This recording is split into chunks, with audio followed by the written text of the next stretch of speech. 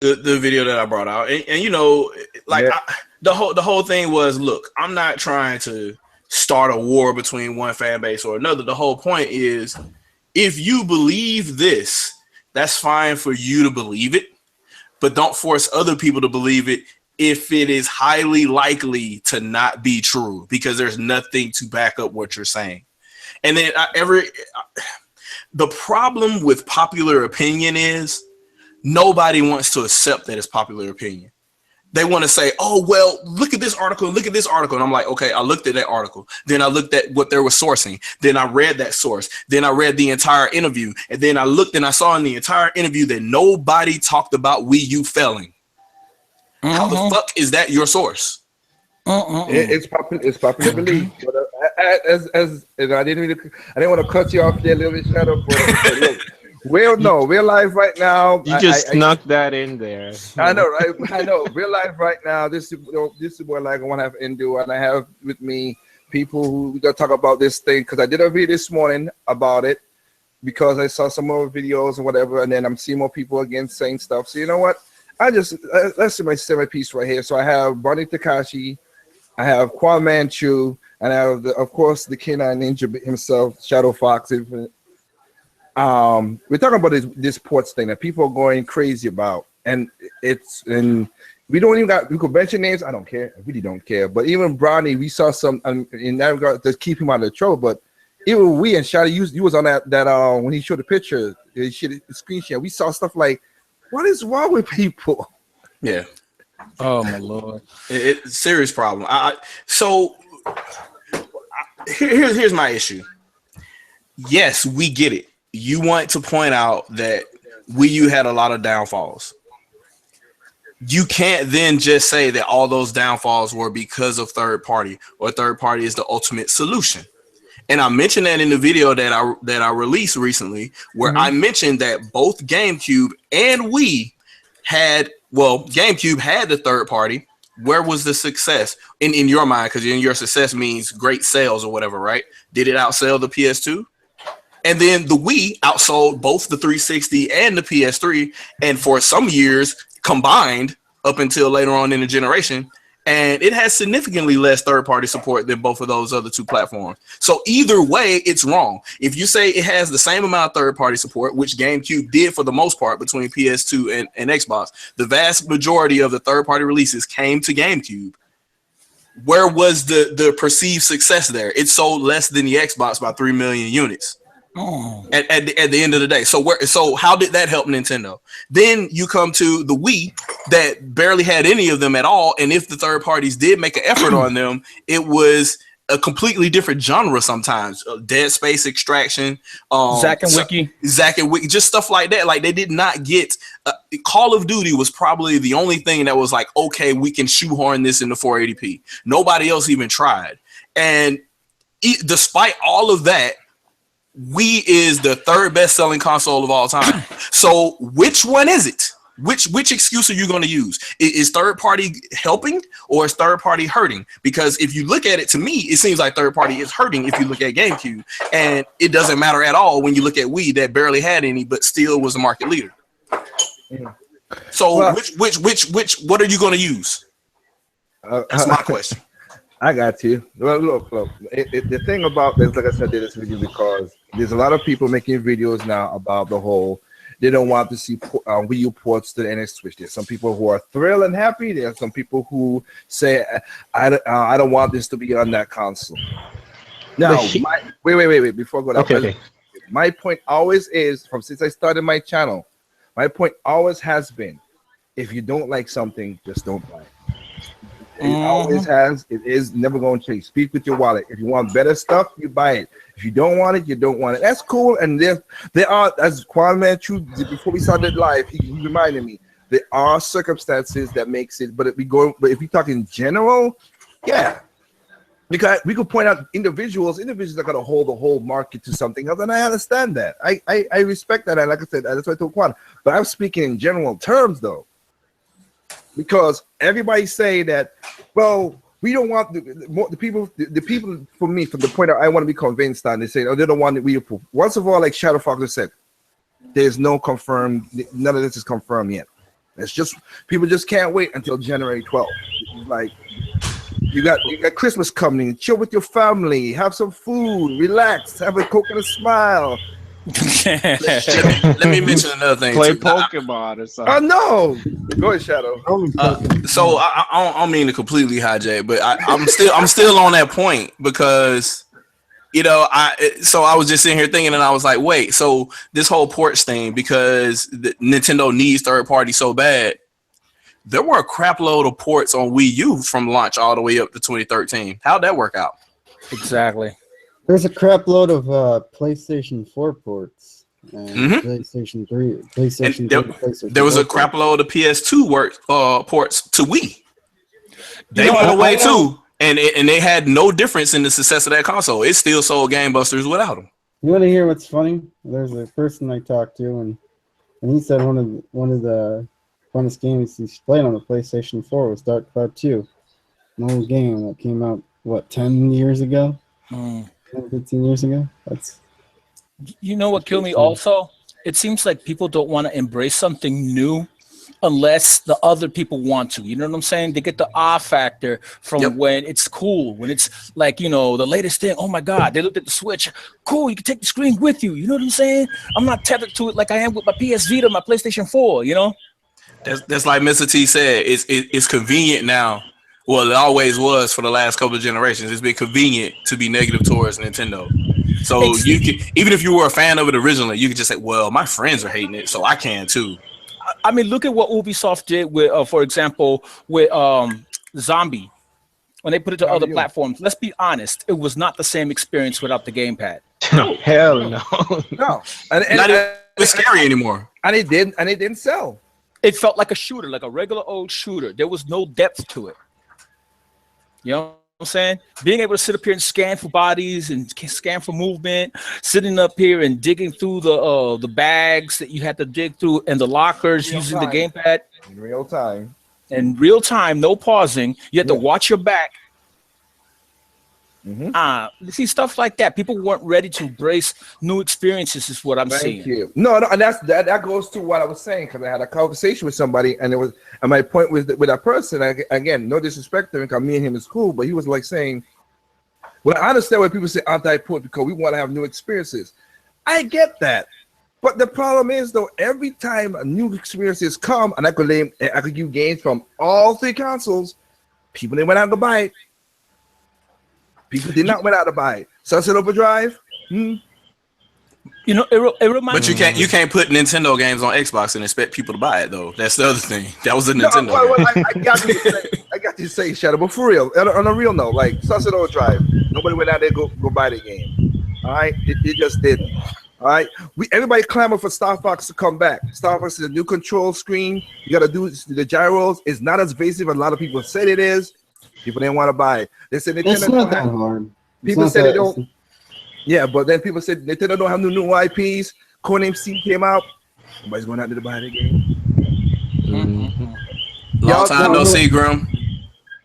But it all boils down to Go ahead. Wait, who? Me I was just saying, what's up to Grim? Yeah, go ahead, Bronny. Go ahead, Bronny. You got all boils down to. First of all, hello, Grim. And second, it all boils down to this gaming community is like high school. Like, it's been that. Nothing is important unless it's popular. But when it gets popular, now it gets the attention and the respect it deserves. But actually, some of these people remind me of little kids when they're in the little high chair and you're trying to feed them something new like broccoli. It's good for them, but they don't want it. Only the dad on the quad would say that. I mean, that's how they act, dude. I mean, they don't like it, not because they tried it before, but because Jay don't like it. That's exactly how they act. And it's causing problems because so the whole 2012 effect of hey, we have Unreal Engine 4 going on over here and it's running on a custom PC, but we swear it's running on the PS4 or Xbox One. Please look at these graphics and believe this is how it's going to be in 2013. And then when they get their feelings hurt, when Watch Dogs comes out, when I forget the name of these other games, but when all these games come out, when 1313 got canceled, you know, and then Watch Dogs 2 comes out, and now Watch Dogs 2 has to suffer because Watch Dogs 1, you know, burnt everybody. And I'm like, if you just paid attention the first time and didn't buy Watch Dogs instead of a sight unseen for almost a year, buying it at $2 million, I think, from the launch period, you know, that would have changed the tune. And if they did go back to the drawing board to make a better sequel, the sequel would sell well, and they would be rewarded for making a good game. And now you got a game out here that's actually being different, and it has a black protagonist in it. And basically everything about the game has been improved with regards to the flow of the game and the combat and traversing and stuff like that. And it's probably going to bomb. The only thing that I don't like about the Watch Dogs 2 marketing campaign, if you ever take a look at the main commercial that they have out now with the guy running, then they show him in a vehicle, then they show him fighting, where's the hacking? Yeah. Do you see what I'm saying? There's no emphasis on the hacking, and that's supposed to be the bread and butter of Watch Dogs. You're supposed to be a hacker. You're supposed to be stealthy, not running around acting like this is GTA.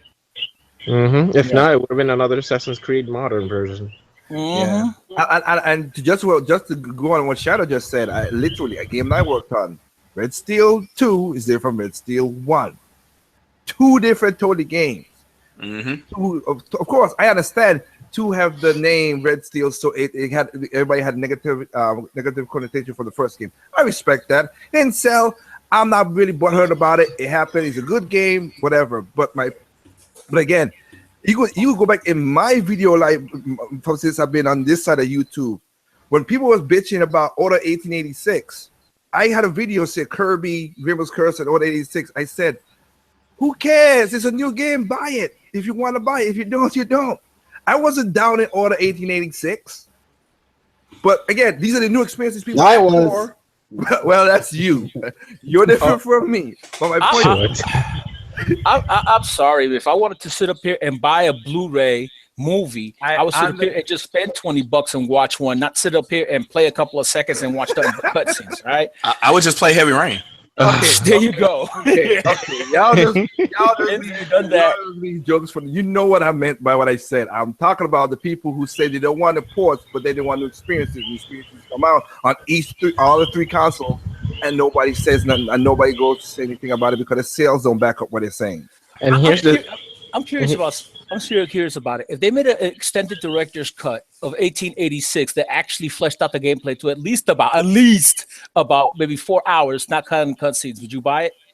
No, I think they would have to make a sequel. To be honest with you, I think they would have to make a sequel or name it The Order 1996 or something. And, you know, just come up with a different name or whatever. Or it could still be Victorian. Make it like the 1700s or you know whatever. Yeah. And I think that will work. Oh, hold up! Yeah. Order 17. But is the studio awesome? but is the studio still alive though? That would be sick though. I don't know. This Sony we're talking about. They're live by a thread. Let's just put it that way. They're still around, but they're live by a thread. A lot of studios got shut down underneath Sony's SOE. And nobody, and again, that's another thing. Nobody talks about that, but you know, again, these guys, these YouTubers who talk this mess. Oh, Sony's just cutting off the fat. They're just cutting off the fat. That's all the excuses I hear from people who say Sony's closing down all these buildings. I think they're just cutting off the fat. I think the last studio Nintendo shut down like that was NST, and that was during the whole time they were producing Project Hammer, and that product wasn't coming to light, and they just canned everything. That was the last time I could think of that Nintendo said, "Oh yeah, we're absorbing this studio. You're no longer being. We don't like what you're doing. You're done." Yeah, but here's the thing though. You just said a magic word that's different from everybody else though. Shadow. They absorb people into the Nintendo. It's EAD. It's not EAD no more. But you know what I mean. They absorb people in there who thought they had a quality. Yeah, Nintendo doesn't fire people unless you. Other studios don't do that much. Yeah, Nintendo typically doesn't fire people. You have to be a real. You got to really be out there. Yeah, like that. Well, who's that? Unless you reveal Ryu and Roy, or you just go on a podcast and just like fuck NDAs. I'm talking about everything, and then you can go ahead and get your resume together. But I haven't really seen them let go of an entire studio whole hat like that. Microsoft has been doing it and Sony has been doing it of late. I know some people still complain, but I've heard some people in the last maybe 2 to 3 years still bring up the whole Project Hammer thing. Yeah, that's the only one I could think of that really went bad like that. That was the only, and that was Wii. That was 2005, 2006. Because give me a second, sorry. I've only heard about the Project Hammer on EGM magazines, but not much. Yeah, I saw it. I thought it was cool, but it just wasn't. You have to have a game. You got to have something more than a vertical slice. So I don't think they had anything beyond that. No, I got you. Okay. But I mean, like I said, because he came in. I gotta ask you a question. I know you go back and forth sometimes, Grim. But what do you think? Because like I said, this port thing is just ridiculous to me. Huh? I'm talking about this port. That's what I'm asking your opinion on this whole port thing. Like these Nintendo fans are going, like I said, they're half hypocrites, half just don't know what they're saying. They're making these videos now, and I know you've seen them because you're active in the community, not to a degree, but you play your game and you see all the comments and stuff. I mean, as of lately, I really haven't heard. I haven't been following too many people like that. I've been busy doing other stuff and just playing the games. But I did hear a few people talk about the ports coming to The Switch. And their concerns with it. I understand that people are saying, well, if a bunch of games is coming to the Switch at launch or just Wii U games and they're not really that different from the Wii U version, I can understand why someone that's a Wii U current owner and has those games will probably kind of feel like there won't be no big reason to get it at launch if there's no real, if there's no new games like that, it's just mostly or all ports, and the ports aren't really that different. I can see why someone would have a problem with that. Okay, yeah, and then what would that person got to do? Buy it or don't buy it? Yeah, basically. I mean, that's everybody has that option. Now, see, you're wrong. People have to go sign up change.org. Hey, what's up, Red? Look, how's it going? Look, buy it or not buy it. No, man, I gotta go start a movement and do a petition and do a hashtag and Oh Lord. I mean, that was my troll answer. The real answer is basically here's what you need to do. You have two voices. You have your wallet, and then you have a direct, a direct way of telling them what you like. And respectfully go to them and say, you know what, these are really neat games, but you know what really gets my fancy? If you did X, Y, or Z. This would be really interesting. And, if enough people respectfully came up and found creative ways to communicate that, there's an entire, if only Nintendo had some type of system where you could communicate with them directly, electronically, oh wait, they do. If you did that, you might, that's a good way to get your message across. But at the end of the day, there's going to be a lot of ports on the system. Both from not too many from Nintendo. I think they'll add enough of something new to it that it'll be, slightly worth your while. But if you're expecting third parties to give you something that's kind of unique, different, and a lot of these lineups seem they seem like wishful thinking. Like a lot of these rumored lineups that are coming out for the Switch just seem like a lot of wishful thinking. You don't want that Skyrim special edition? No, because that version's gonna be inferior to the PC version. I mean, even if you look at the Switch, as usual, launch, cheese wheels. Give me cheese wheels. Was it? Wait, go ahead, Grim. If you look at the Switch reveal video, a lot of people felt kind of whatever about the games because we've seen Zelda. We're waiting on Zelda. I think the excitement for that is already built up. It's not getting any higher. The new Mario game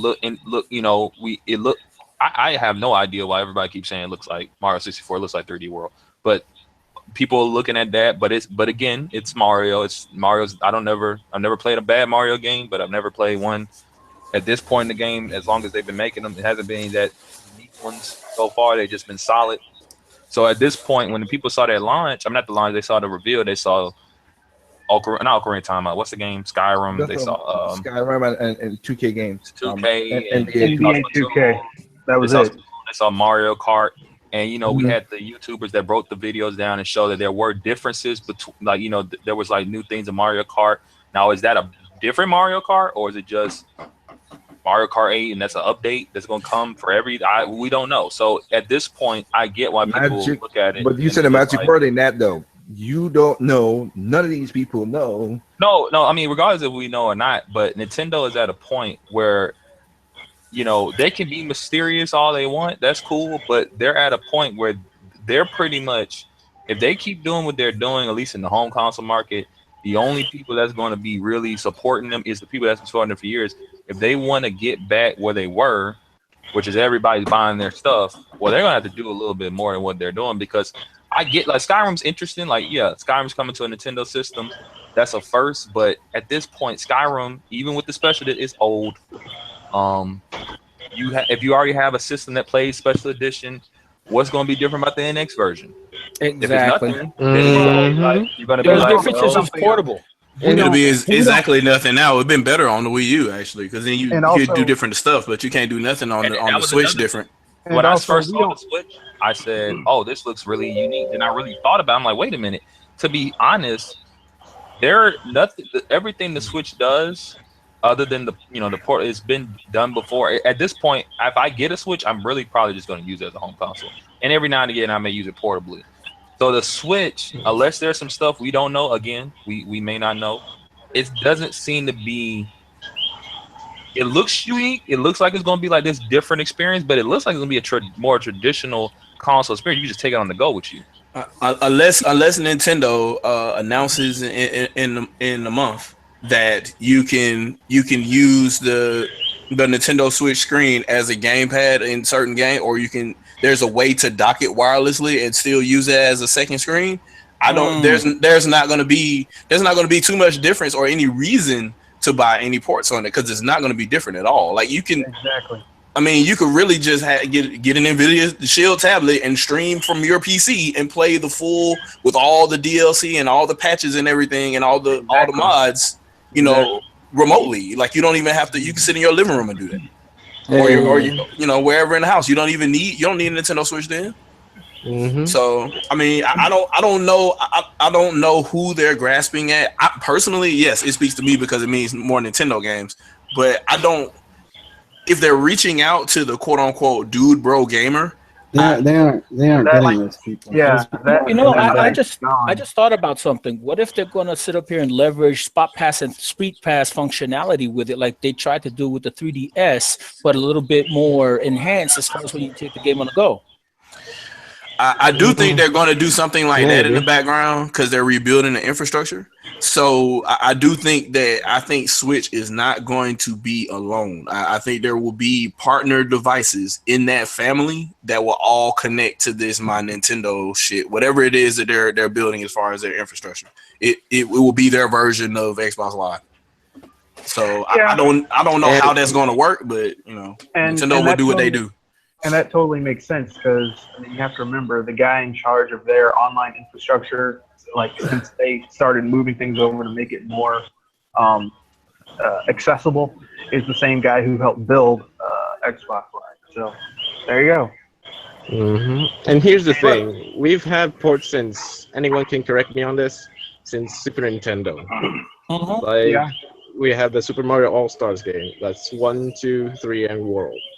No, you had a lot of ports. The Ninja Gaiden trilogy was all 3 Ninja Gaiden. Exactly. Well, you had arcade ports too on the NES, so it's. But when did a lot of those though, like that was my problem with this generation starting off. A lot of games came out that were just ports, and they look better, but it's like I already got the old machine. Now with the Nintendo and I was just like, well, I'm gonna wait until enough games that I can't get on my old machine will come out and I'll get it in.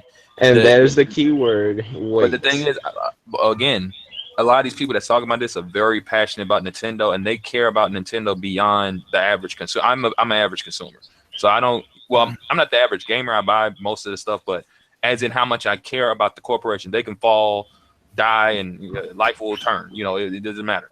But a lot of these people really care about Nintendo. They want them to do well. I want them to do well too. I'm just not going to spend sleepless nights thinking about it. So I think we all do. So for these people that's really passionate, they're looking at this kind of scared, like, okay, well, the Switch looks cool, but it doesn't appear like you're changing up the game very much. It looks like you're just doing the same thing you did with the Wii U. So this is kind of worrying them because they're like, hold on, wait a minute. These games that did sell well on the Wii U, like Mario Kart 8 sold what, like 10 million, something like that. I think it's at 8 million right now. 8 million. I don't know how many digital copies it sold. I'm not even going to think about that.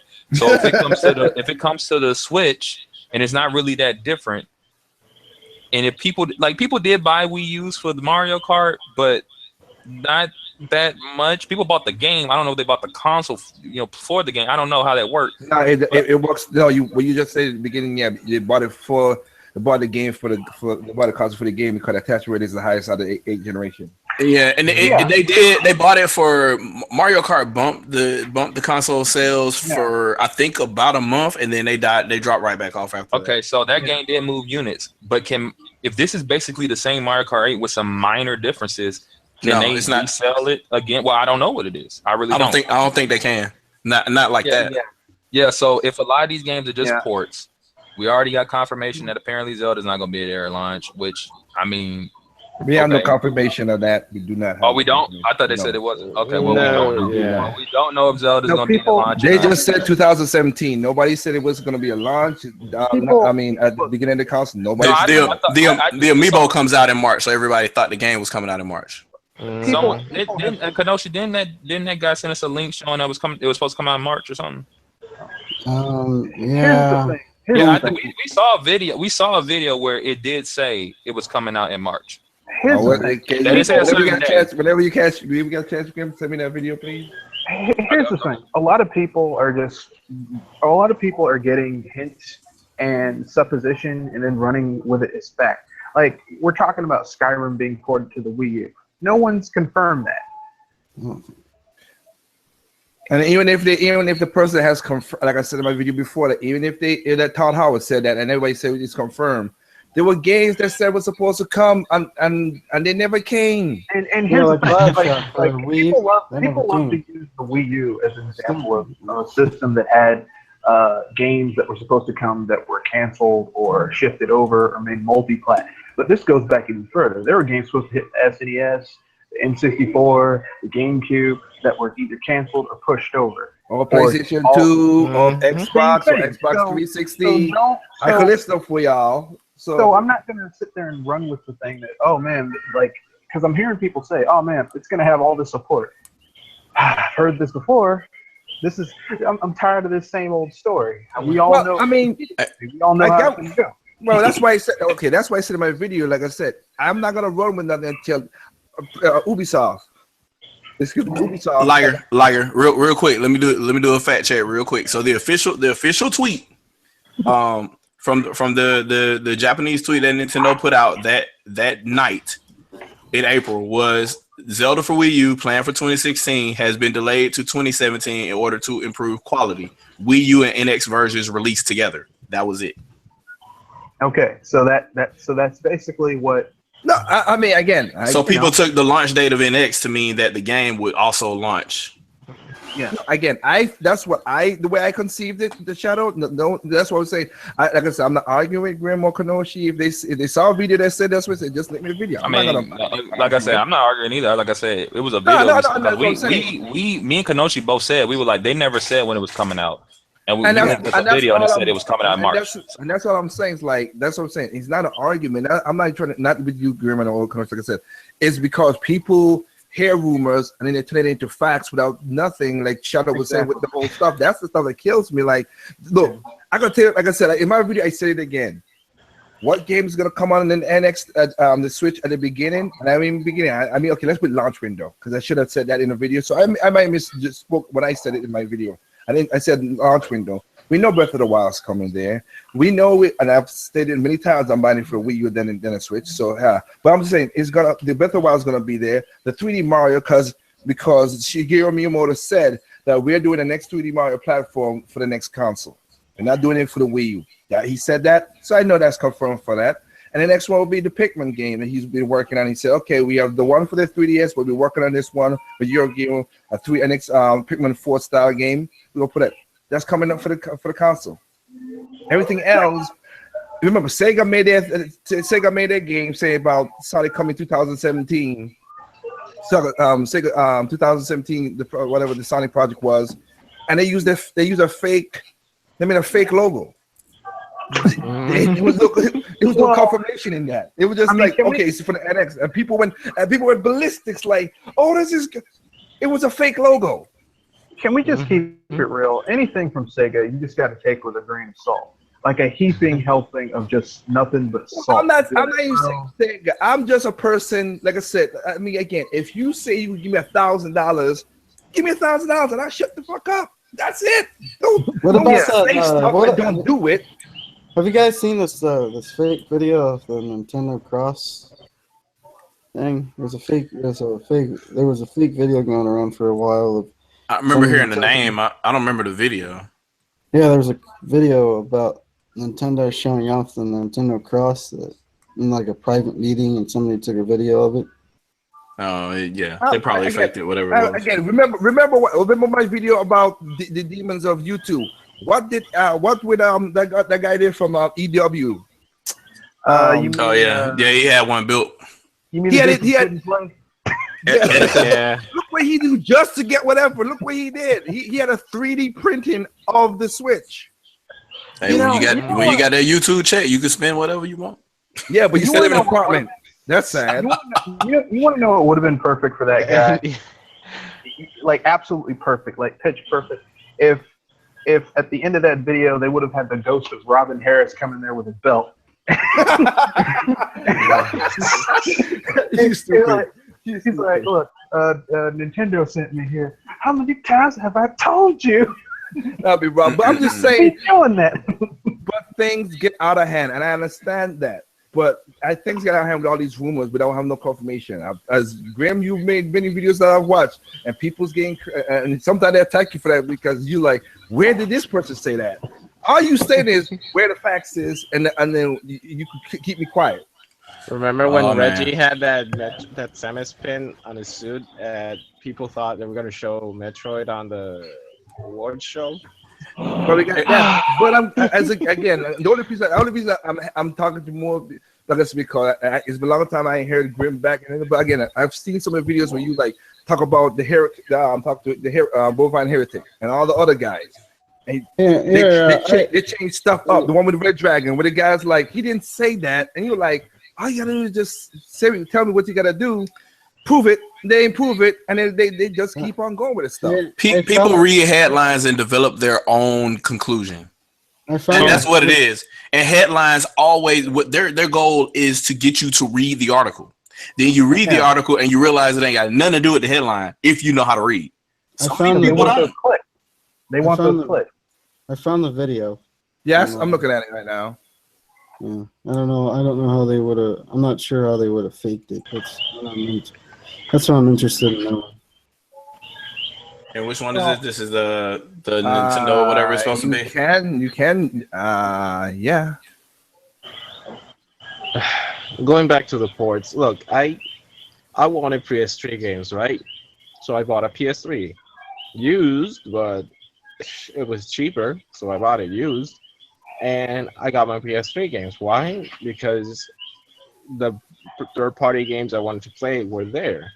So when I'm seeing a lot of these multi-plats going onto the PS4 as well, I'm like, okay, but I already got it.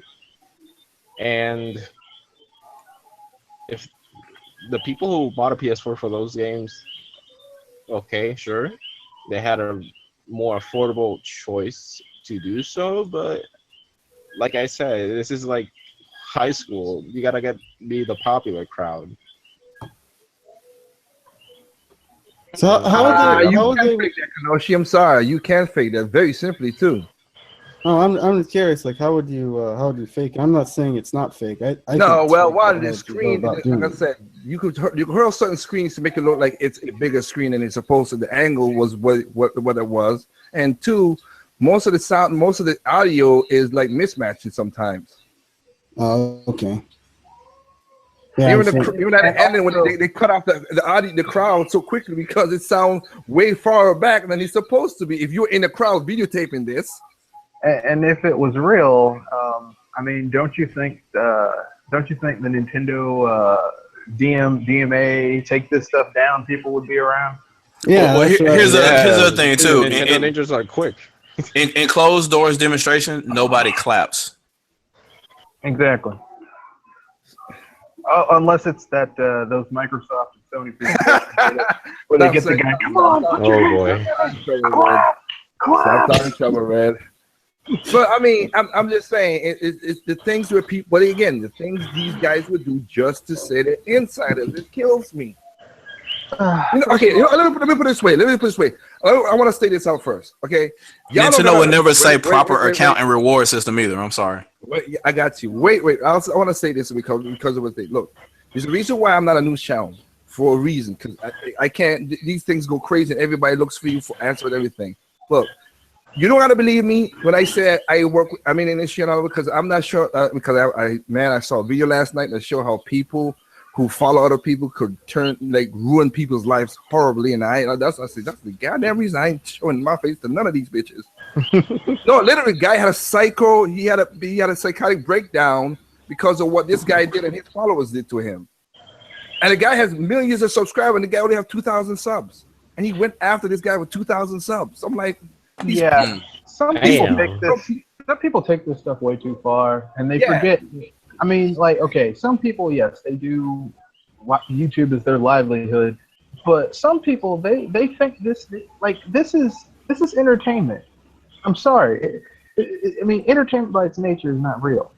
Okay, you're fabricating a reality, and that's what people don't understand. But I'm just saying, for me, it's insulting for a person who's been in the industry for basically going on 10 years now and seeing all this stuff. That's why I'm trying to do the series behind the games as quick as possible, edit as much as I can. Like, there's a lot of stuff people just ignore the reality of, even when some of the facts are not in front of their face. I understand that. That's why we're going to try to do some of the stuff to expose that in a way that's not like exposing the company or whatever, just like it's there. But the other stuff is the facts right in your face, and y'all still just overlook it on all three consoles, all fans, Nintendo, Xbox, PlayStation, all of them, PC, all of them. They just overlook it for what reason? I don't get it. As Shadow said, and Game Idea, and everybody said, most people's memories are selective when it comes to saying facts. Well, they hear what they want to hear, and if it's not what they want to hear, then they get mad. I mean, I listened to a video today from Ms. T, and he was talking about how people were just people get mad when you say something they don't want to hear. Exactly. They get like you personally assaulted them, like you ran into their house and I thought it was funny. Favorite toy. I thought it was funny that they got the one of the lead directors of Skyrim, and they interviewed him and talked about Nintendo Switch and everything. He's like, yeah, it's great to be on Nintendo. We've never been on Nintendo before unless you count us doing Where's Waldo on the NES. And I'm like, I said that at the end of my very first video I made on YouTube. And I'm like, you should never really expect these guys to go wholeheartedly because it's not in their best interest. They haven't done anything on Nintendo in forever. So even if they do, it's not going to be, oh my God, we have this brand new exclusive only for Nintendo Skyrim or Fallout. It's not happening. So but my point, I can understand that, and y'all brought up some valid points in that regard. See, we're as we talk with Quan, it got to be talking general terms. Are there people who want to pick up the Switch and want to play Skyrim? There are people out there that we can't deny that. Mm-hmm. If it comes to, I'm not gonna buy it. I ain't got nothing against Bethesda games other than I want them shit to work. That's all it is. Objectively, not subjectively. Objectively, I want this shit to work. That's it. I don't care if their stuff works from the beginning, day one, good and straight and no problems. Then I will buy the game and support them.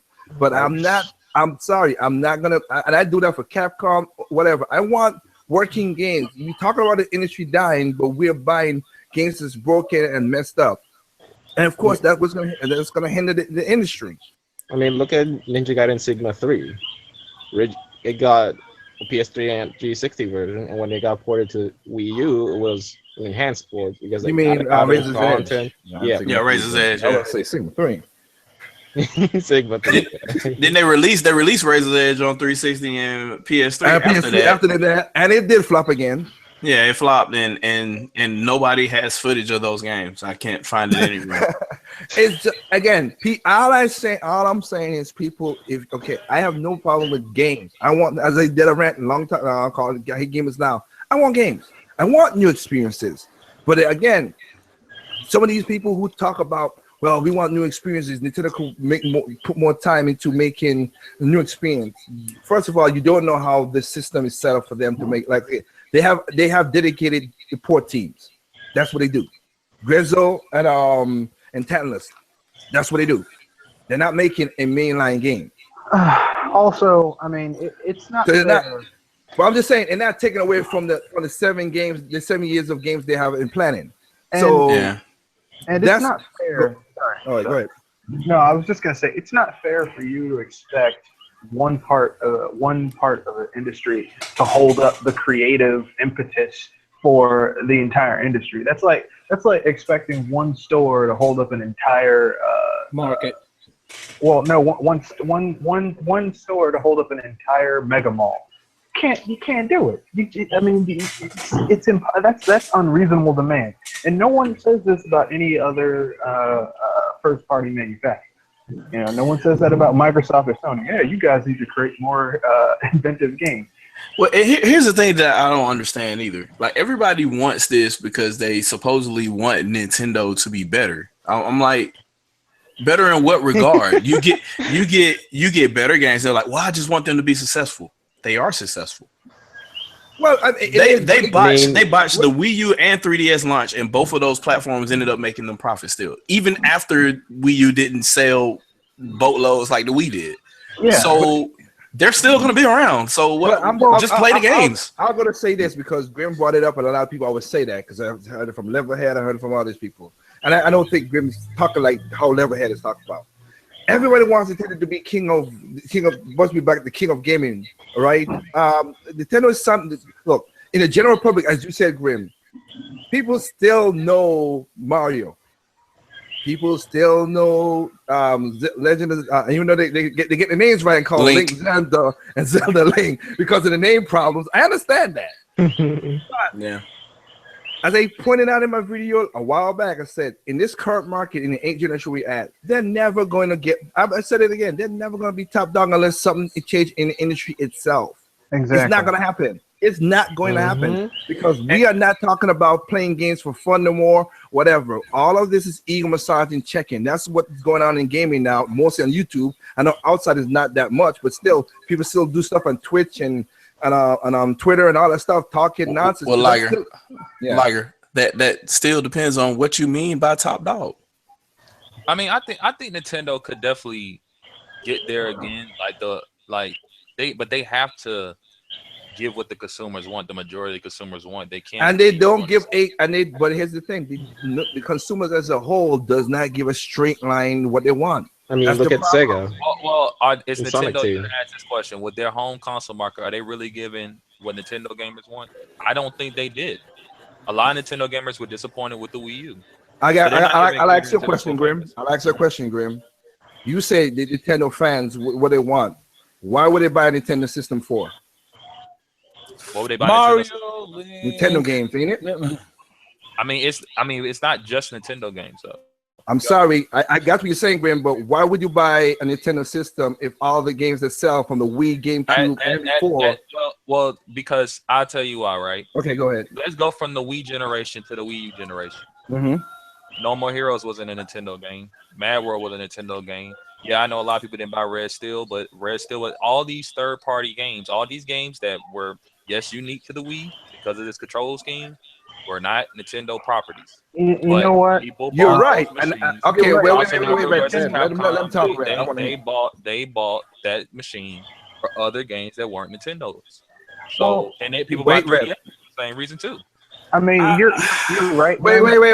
wait. Okay, so that's what you reasonably saying because of No More Heroes and all those games, right, Grim?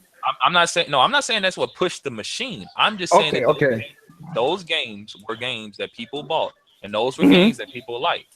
And when Okay, you're so not getting and the Wii U did have a couple like what's the game with the sword and the guns with that it didn't do too hot. You know the game I'm talking about. The Red guy with the Steel? shades. Zombie U. No. Zombie U. Well, no. The guy with the shades and he had the sword and the oh, gun. there was third. Yeah, I have the Yeah, game. that was There third. Devil Star. They had games like that, but again, the level and how many of them there were compared to the Wii, not close. I Okay. think there was a changing of the guard with that real quick. Let me touch on that real quick. I think Nintendo's focus with regard to acquiring that type of talent switched to being downloadable titles. And I don't know if anybody you had to like own a Wii U from day one to see that change, but like I want to say there were close to like 40 titles available for that platform at launch, and half of those were online digital titles. That was probably the largest online digital launch library I think ever. I don't think PS4, unless you count the backwards compatibility stuff, what they tried to bring forward or whatever. I don't think any of that has happened legitly for a platform where stuff that was not on the previous platform showed up and was on launch digitally day one. Like indie titles and stuff like that. There was a laundry list of titles that you could have downloaded from the eShop day one that were third party, that weren't from Nintendo. And over time, and Lord forgive the industry for being part of this problem, but nobody talks about them. So you never knew that they were on eShop until you went on War War Plaza on your Wii U and you see that that's the top trending game that people were playing on that platform. And you won't know that unless you own a Wii U and you're online. Okay. So that's part of the problem, but it's a catch-22 because if the press doesn't talk about it because they don't give a fuck about the Wii U, then people that are interested in the Wii U think that there's nothing there because nobody's talking about where these games are. Exactly. But people who think that there's nothing on the Wii U there are hyping these Wii U ports, these possible Wii U ports. And there you go. Okay, I want to answer Grim's question because he stated because you stated that these games that they're not Nintendo games. Understandable, they're not Nintendo games, but people buy the console for the Nintendo games and they got a little extra to the side. Just like how a lot of people who bought a PS4, the exclusive is not selling, but they got other games to take it over. That's true, but I get that, and that's what everybody should kind of understand that you you're not gonna buy an iPad and expect to be able to run Microsoft Office the best way possible. That's not their type of environment that they cater to. So when you buy a Nintendo platform, why are you should not be, I guess I'm agreeing with you on this, Liar. Like you shouldn't be expecting, if it happens, then it's a great surprise, but you shouldn't be expecting to have the top tier AAA third party games to be there every single time. I'm just pointing out the reason I'm saying that, Graham. The reason I'm saying that, Graham, I'll let you talk. The reason I'm saying that because history. I'm using history. I'm not using I'm using what happened from 64 up to now. Yeah, but you have to remember something. No, wait, no, I get it. I want. Go ahead, Graham. Go ahead, Sorry. Graham. Go ahead, I man. was just gonna say, in saying that is the issue, and the problem is because for some reason, somewhere down the road, and I think the N64 generation is what kind of started it. This idea of don't expect to get these big third-party titles on your Nintendo platform popped up, and this is what people think, which is it doesn't have to be that way because best believe if it's not that way, they would sell no different than the Wii. The Wii got Call of Duties, it got the third party, and they get every last one of them, but it had a lot of them, and some of them were even only on the Wii. Basically due to its control scheme, and it and sold better on the Wii than the ports that was still on the console. So it can be done, and the gamers will buy them. They bought them before, but I do feel that there are times if they don't get it, then they say, "Oh, we don't need it." It's not that you don't need it; it's that you don't got it. And I'm not saying to be funny. I'm just being serious. That's how I think sometimes, because if you had it, you wouldn't. If best believe GTA 5 came to the Wii U, no one's gonna say, "I don't want GTA 5." If Grand But Theft Auto, Call of Duty, all these third-party games happen to be on the Wii U, nobody would say, "I don't want this" or "I don't need this." They would be Well, happy because now they're like, "Hey, I got uh, my Wii U. I got Okay, here's the okay. thing. the, I, the I, only Wait. Go ahead, Grim. Finish you up. I'm I'll just gonna say, answer after this. if you could have a Nintendo platform with the third party games as well, that would be good for a lot of people that mainly care about Nintendo's exclusives, but they also want third party games. They don't have to double dip and buy another machine if they don't want to. They just buy one machine, they'll be good. you know what, Graham? That's great, and I understand that, and that should be what everybody should be thinking, right? But why buy two But systems the same? they aren't following up on it, because if that was the case, there will be 13 million copies of Call of Duty Black Ops 2, which was actually made exclusively for the Wii U with a lot of little extra features in there. And no, that game didn't sell that much. And that is one of the most popular games that came out during that launch period. exactly. And nobody supported that shit. But you understand why the support wasn't there though. Why? The support wasn't there because it was day and date with everything else. It didn't get the quote unquote maps after they came out. But when the game first came out, everything was there. Nintendo also has to learn that they have been behind in certain aspects, and they have to learn they're going to have to grind it out for a minute, because they're going to have to keep asking these third-party devs, or they're going to have to do it with their own games. It doesn't matter either way. Like Splatoon was a good start. Mario Kart 8 was a good start. Pretty good online experiences from Nintendo. They got to keep building up their online communities, because at this point, yeah, the Wii U version of Black Ops 2, I think for console-wise, was the best version. It didn't have the DLCs, but we didn't know it was going to get DLC until later. Yeah, it came But a year, 2 years later almost. Because you got to think, if you already got a 360 or PS3, and like people don't really acknowledge how important that whole I got people I already play with on this machine. That's very important for multiplayer. Why would you buy a Wii U just to play that? Again, I'm not saying it only needs third party. It needs everything. It needs Nintendo's games. It needs some third party games. And yes, Nintendo's going to have to build up their online community. That's going to take some time. I guess can't lose it. I guess both parts of what you were talking about, they basically cancel each other out, because it is going to be a catch-22 of those people that have that vision that you just talked about. Whereas, why should I even go here? I have a 360. Why should I go here? I have an Xbox One. I was gonna say that too. And then you have this version of the game, which on Nintendo Switch isn't even going to be different. Exactly. I tell you why, right? Most people, off the rip, at least the way they speak, when they bought their PS4s, they didn't go buy Xbox One. They bought Wii U's. You know what I'm saying? It wasn't a lot, but the people that were looking for a secondary console went to Nintendo, right? So because they knew the Xbox was going to be the same.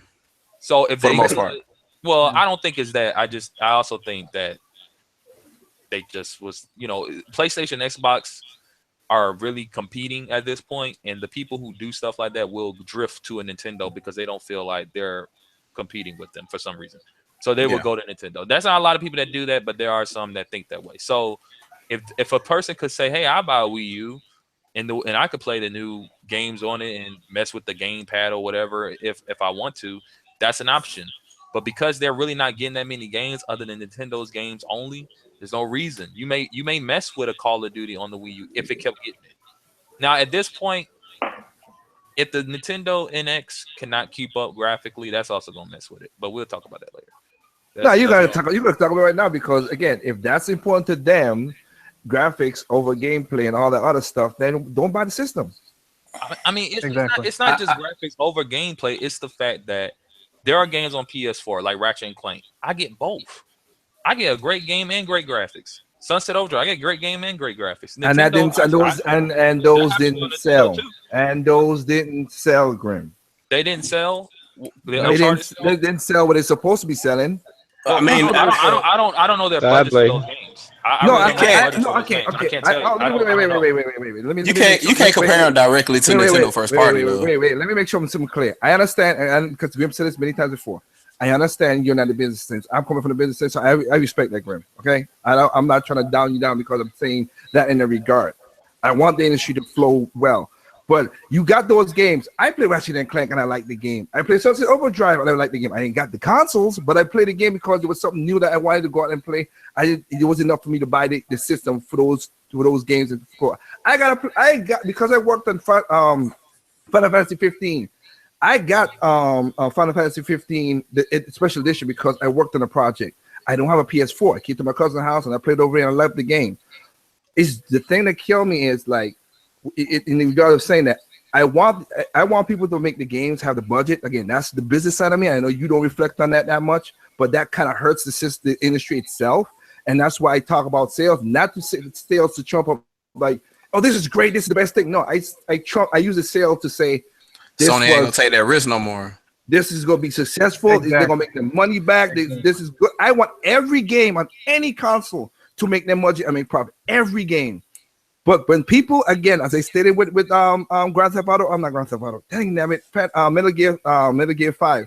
When you spend $140 million and you sold over 6 million copies of that game and you did not make your budget back, exactly. And that's you the still fucking lost problem. money. I'm There's still in something on wrong. that. Like, wow. There's something wrong. 100 And the Well, thing is, it's not just the thing Konami is- that has that problem. Because take a look at Yeah. what happened with Tomb Raider. exactly. What happened with the Tomb Raider, that when they came out, they put so much emphasis on the graphics, on the special effects, the stress effects, and the full nine, less on the story and everything, and less on the marketing, that it didn't even sit up here and meet the sales expectations that they had. They looked at it as meh. That's The a people damn that- good game the too. people And selling it's a it- good game, and we all saying these are good games. That's what I'm saying. We're not That's saying what I'm they're saying. not that. But the problem is, like I said, what they put emphasis on, what the people that are selling, the people who are selling them, putting emphasis on is the problem. Yeah, Just like what I brought up Watch and Dogs that's 2 the with industry, looking and that's Grand the Theft industry Auto. thing. I mean, And that's But not a gamer thing. But you gotta understand. You gotta understand something. We're talking about the consumer.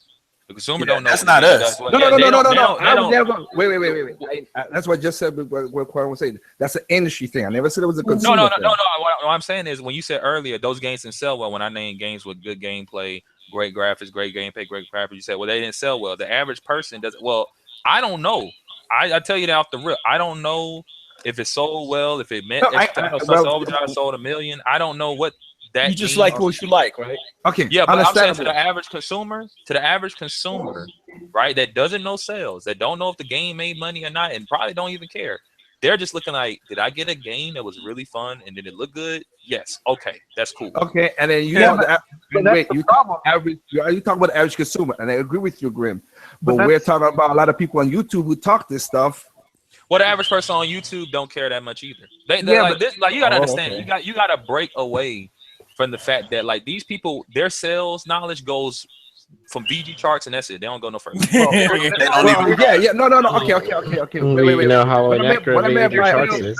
Okay, wait. When I meant by the YouTubers, not the sales thing, I meant by these guys say they're more knowledgeable, not on sales. I talk about what games they like. They know. Okay, this game is coming out for the PlayStation 4. Oh, this is what the graphics look. They know all this stuff more than the average consumer. But they speak it so profoundly in their videos, but then they don't go and back up their talk. Exactly. They don't buy the game themselves, and then I can understand the average consumer you're saying, Grim. That's what I agree with you. But meanwhile, Mario Kart 8 looks really great, and it's selling just fine. That's another game. But that's Great part of the game. problem, though. That's part of the problem. So like, I think it all people goes back to the stigma Nintendo you gotta has, remember, like, when I was talking Nintendo's about kitty and the media trash talk them. It all goes back to that. When I was talking about great great graphics, great gameplay, I wasn't referring to Nintendo's games. I'm talking about, like, okay, let's say a Call of Duty comes to an NX.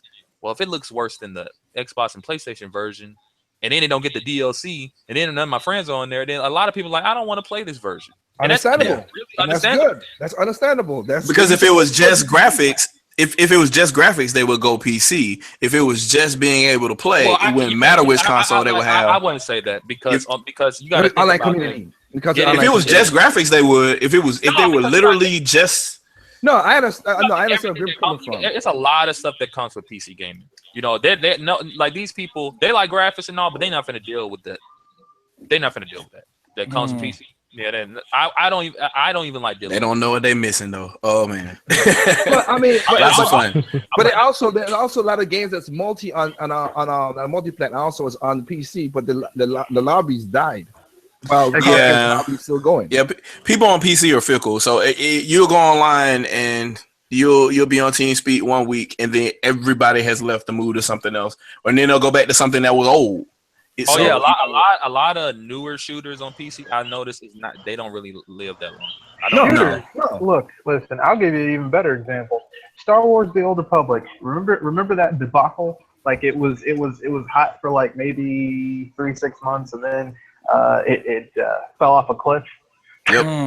And I still play it though, so it's, you still play it? I think I still got it up right now. I still play Old Republic. Hold on a second. Hold on a second. You still play Old Republic? Okay, you got to tell me what server. Every once in a while, I'll pull it up now. But here's the thing about it is that like when I left, I was part of a guild, and I was like, I've completed 3 storylines for 3 characters, maxed them out. There's nowhere really for me to go at this point. I come back like a year later. I'm head of the guild because everybody left. Because everybody. Now you got the piggy bank and everything. I got everything, like everything. Okay, so I mean, basically, PC has its. When I hear people who own a console say, "Well, it's got to have great graphics," okay. If you really want great graphics in gaming and you like consoles, you're on the wrong platform. Okay? If you're telling me that you want a great online, then you're also on the wrong platform because you have way more options and control over your online features on PC than you'll ever have on Xbox Live or PSN. Ain't that the truth? And the interesting part is you don't have to pay. Oh yeah. Other than for your internet. Quan, I'm on Jedi Covenant, by the way. All right. And it's absolutely free. I know that's hard for a lot of people to understand because they're used to getting shafted by certain online people. But I mean, you know what? Yeah, I still want to because it's an interesting talk. Look, okay, so I'll give an example of why I said people switching stuff up, but. And we concerned to what you're saying, Graham, like I said, for me personally, I'm in the industry, and I don't give a damn if Nintendo fail or go forward. Really, I don't. Exactly. They make their games, they make their money, they make their baby light in it. Their company, like you just said. Now, if people start saying untruth facts, then it's just the person to say, yo, that's a lie. At least say the facts about it. That's all I mostly do most of my videos sometimes for, but I really don't care about the console or what it is. But it goes to the point like, okay, remember you had a video, and I did you have a video. I don't know. Again, I don't know that guy's name. Behind Veritic, what you said about when he switched to say Nintendo Wii didn't had the sales or whatever with the software. You remember that video you did? Yeah. Okay. And you said what he did. He switched it because he was like, they didn't sell the most consoles. Now he said the most console. What made he switched it up because most of the time the average person when they talk about who won the generation and they're trying to be objective, they talk about who sold the most consoles. It's always been like that. Okay, and I could go with that. So he switched it up. No, he did something that I found to be interesting. He said, let's not just talk about console sales, talk about game sales too. So I said, wait. That's even better because that's even better. We can talk about both, but he didn't do it. He just talked about one, and then I was like, well. 80 million Wii Sports. Well, and I brought that up. And I also brought up. Go ahead, Graham. And I want to also brought up the fact that Wii games were cheaper to make, so they probably make more money on Wii games. For all I know, I don't know. Yep. I don't follow this stuff. The Wii, and I understand that. And this is not for you, Graham, because like I say you don't care about this stuff to a degree. I just say now you saw that he switched it up, and I understand. I was with you. I saw the video. I was like, okay, yeah, you want to do software sale, but then he said, well, play. I'm like, the Wii U has over 900 million software titles. Mm-hmm. The top selling game on the Wii U was Mario Kart Wii, over 36 million. And then you have I'm not calling Wii Sports because that was packaged in some places. So I'm discarding that. I think Wii Sports Resort got like 40 million, and that was by itself. No, Wii Sports Resort, no, Mario Kart. Well, it came with the controller. I'm sorry. Go ahead. Mario Kart Wii is 36 million and still selling to this day, which is still weird. Wii Sports Resort was after that. Wii Sports was after that. I mean, Wii Sports. Shoot, I got it. And Wii Fit. That's what I'm trying to say. Wii Fit. Okay. Wii Fit was after that. All these what it was up there, and all on one console, while everybody else have to combine other consoles to get their sales up there. To do Yeah, new Super Mario Brothers Wii. Yeah, and it keeps on going. So his argument was mute when I listened to your video, and I'm like, but then I know the number like 900 million, like I said, and I was like, but then the numbers don't pan out. Real quick, are you light side or dark side? Both. I have I got a 55 Jedi Shadow, and I got a couple of Sith Inquisitors and one Marauder. What? Well, I'm gonna go as a smuggler. I'm gonna go as a smuggler. Let's go. But Okay, I got one. Okay, but I got a Vanguard. I'm just saying that, like you said, there are people out there. There are people out there, like you said, Grim, that change this stuff up there. And I watch your channel, right? I'm like I said, I watch your channel. I don't watch your Let's Plays that much. Technically speaking, I ain't gonna lie, because I don't like Let's Plays. Okay. You do videos on your articles and you're talking about stuff. I watch those. All right. I already told you when we had a one-on-one, you're an analytical person. That's cool. And I wish a lot of people could do that and see things like that. You don't have no goat in the game. You want good games, whatever. There's some things I disagree with you on because the exclusive thing, but that's the biggest gripe against you I got. Because I got facts, I got like I'm in the industry, so it works out that way. But I let that go. But my point is these guys on YouTube who say this stuff and they don't back it up. There's no new IP for Nintendo. Nobody buys new stuff except for when it gets certain ways. Splatoon was the darling. It got lucky. I was with you, Grim, when you said don't buy the game because you don't. I was with you. I was like, hell, if you don't like it, don't buy it. Why are people? It's not this. If that's what Nintendo creates, and you don't like it, don't buy it. Now going back to the console thing, like we were saying, you get something extra when you get other games like No Man Heroes or whatever. And again, I got point out games that was on the Nintendo because of the controls or not controllers that were better graphically and stuff. Resident Evil 4 for GameCube, Go. But again, I could point that stuff out, but it didn't sell on the opposite side that well. So it goes back and forth from all these consoles. I guess the problem that I see is that the problem that I see is I see both Grimm's point that he was making, and I also see the the devil's advocate point that he was making against himself, and I see your point. The problem is all three of those are true, and the customer doesnin doesn't give a damn. That's the issue, and I could respect that. But again, like I said, I could agree with Grim in certain things, like he's always stated. But the number one thing and that's why I said the budget and everything, it still comes down to the sales. That's what becomes everything. And gonna make no product and not gonna make money. It got to make money. The user base refuses to be educated. They do not care. Exactly. If you ask somebody about a TV, like there are some people that really don't care, but there are a lot of people that know exactly what they want to get, and they either wait till Black Friday or they spend 10 grand because they want it now. And it's not that black and white in the gaming industry, because there are still people that will go out and buy Just Dance for Wii. Believe it or not, Just Dance 2017 got released for the Wii. Yeah. And there are at least 1 million people that will buy it. Yes. That's weird.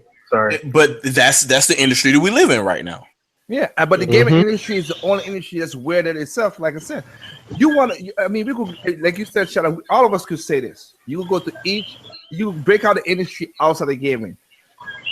The reason I said it, you go to Nintendo. I always say that if you go to buy Nintendo games, you buy Nintendo consoles, because that's the only place that has the exclusive. And I say if you don't like it, then buy other consoles. I don't have a problem against that. If you get an extra caveat, that's cool. But that's the majority. That's the reason you buy the console. I really don't see people buy the Wii U, the Wii, all that's the Wii U, and the Switch now for third parties. When if Nintendo don't have the third parties, they're gonna have their Mario games, Zelda, whatever games out there. Because if you go to other industry, you go to Cold Stone, you go for that. You go to if you go to automobile, if you hey, I want all-wheel drive. You know who got the best? You know what the all-wheel drive? What do you buy it for? Subaru. Or if you want this kind of car, you going for what they made. They're exclusive. You're not gonna say I'm gonna get this and do extra with it. So there are a couple of problems there's a couple of psychological problems that also happen in this industry that exists in other industries also. Mm-hmm. So as an example, there's a certain large number out of over 1 billion iOS devices that exist right now. There's a certain large number I'm willing to accept. Those people that own those iOS devices are probably not happy, or they don't use it to their fullest ability. They have an iOS device, they own a PC. None of that shit talks to that iOS device anymore.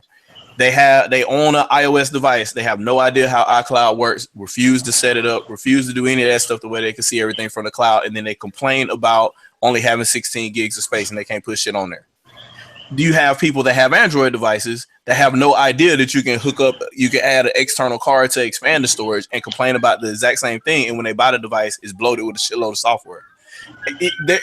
These people bought these devices not because it was best for them. They bought it because they thought it was the hot thing to buy. Because it was cool, and they deal with all the issues they deal with because they saw it on CNN, because they saw their cousin with it, because they saw their friends at work internalize with it. And then they deal with it, and they just deal with it. They don't care. Like I'm like, so you walk to the average person like, hey, are you buying that new MacBook that's coming out? Why the hell would I buy that? Well, you got an iPhone, so I figured No, I don't want a MacBook. I got a Surface tablet right here. So why don't you buy a Windows Phone? You get what I'm saying? So it's and I understand that it's great to have third party games, but I'll use myself as an example, and by no means should everybody go by this, but I feel that if I was going to give a recommendation to anybody, you should probably go this way. Now, granted, I tend to spend a lot of money for things that I like, so I went kind of overboard. I bought an Xbox One for one game. Granted, I found other games. I found Sunset Overdrive, other things like that, but I literally spent $550 to play Killer Instinct. I bought a Wii U because I wanted to play Nintendo games. I don't care if they only release 5 for the damn thing. I get to play 5 really great Wii U games from Nintendo. I bought a PS4 because I wanted to play more Infamous. I wanted to play more God of War. I like those Sony franchises. I didn't buy a PS4 to play NBA 2K. I didn't buy a PS4 to play Battlefield. Because at the end of the day, whether Sony gets it, Microsoft gets it, Nintendo gets it, if Sega comes out with Dreamcast 2 and they get it, I could still always play it on PC if I wanted to play it on PC. Or there's always some other avenue. I can play it on my damn phone if I want to. If I just want to get that franchise, because everybody's spreading out, getting with their little fillers to see where they can get money from.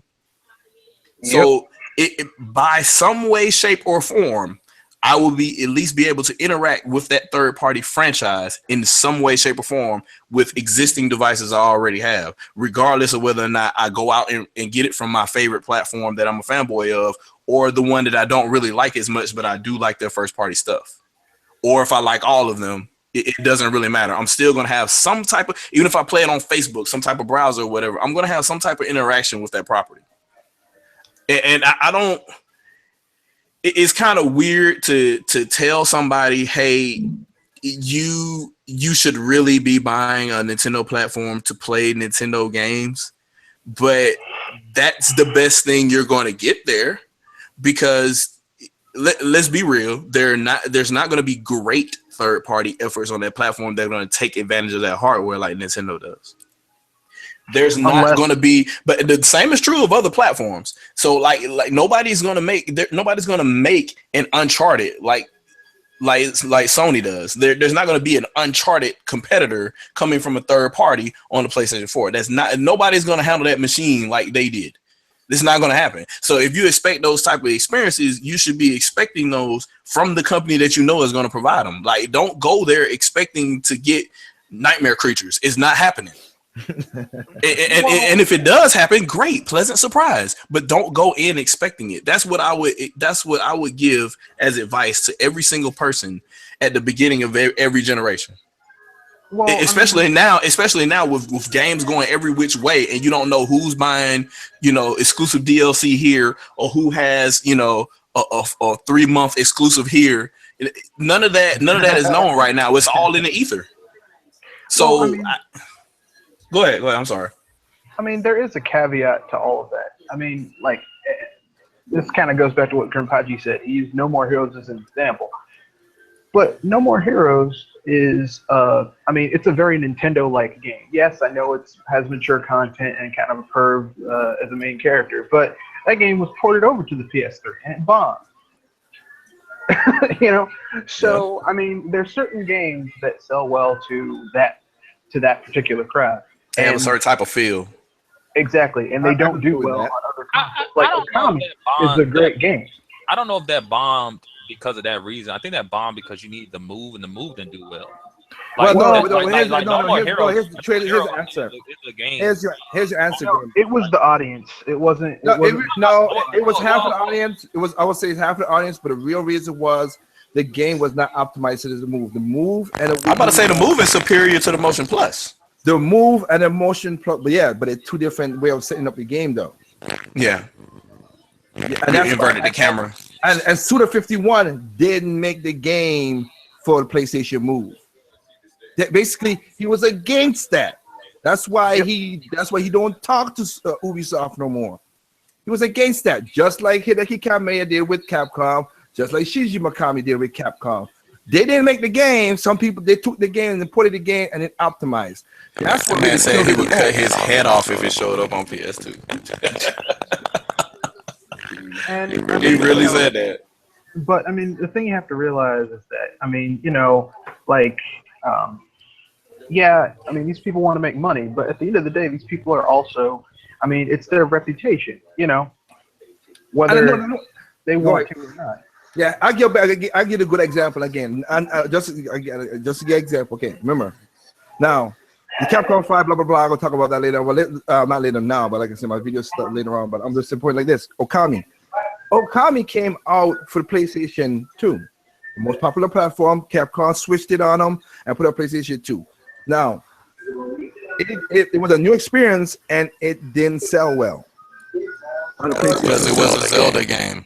It was a bigger, and Charlie, you're coming through. You're having that effect. Skynet here? What the heck? Yeah, you're having that effect where your speaker, your mic is going. I'm phasing now. Great. Yeah. I sound like Unicron. Yeah, basically. But that game came out to PlayStation 2. New experience, something different. I would say Okami is a very new experience game. That Zelda, like as you said, it still was something different from the norm. It didn't sell out well. Now, going to what Red and Shadow just said about certain platforms will work for, it went to the Wii U. It was an easy port, so the budget was very low, and it made money, way enough money that Capcom was like, "Oh, this is great," and they tried it again and put it on the PlayStation 3 as an HD version, and it bombed again. I think when it all comes down to, go ahead. I think when it all comes down to if Nintendo has it becomes like an all-in-one device like the PS4 and Xbox One almost are, they can get that fame back. But I don't think so. But it doesn't become a gaming console. I don't particularly care about the fame. The all-in-one thing. Yeah. I care about having all the games.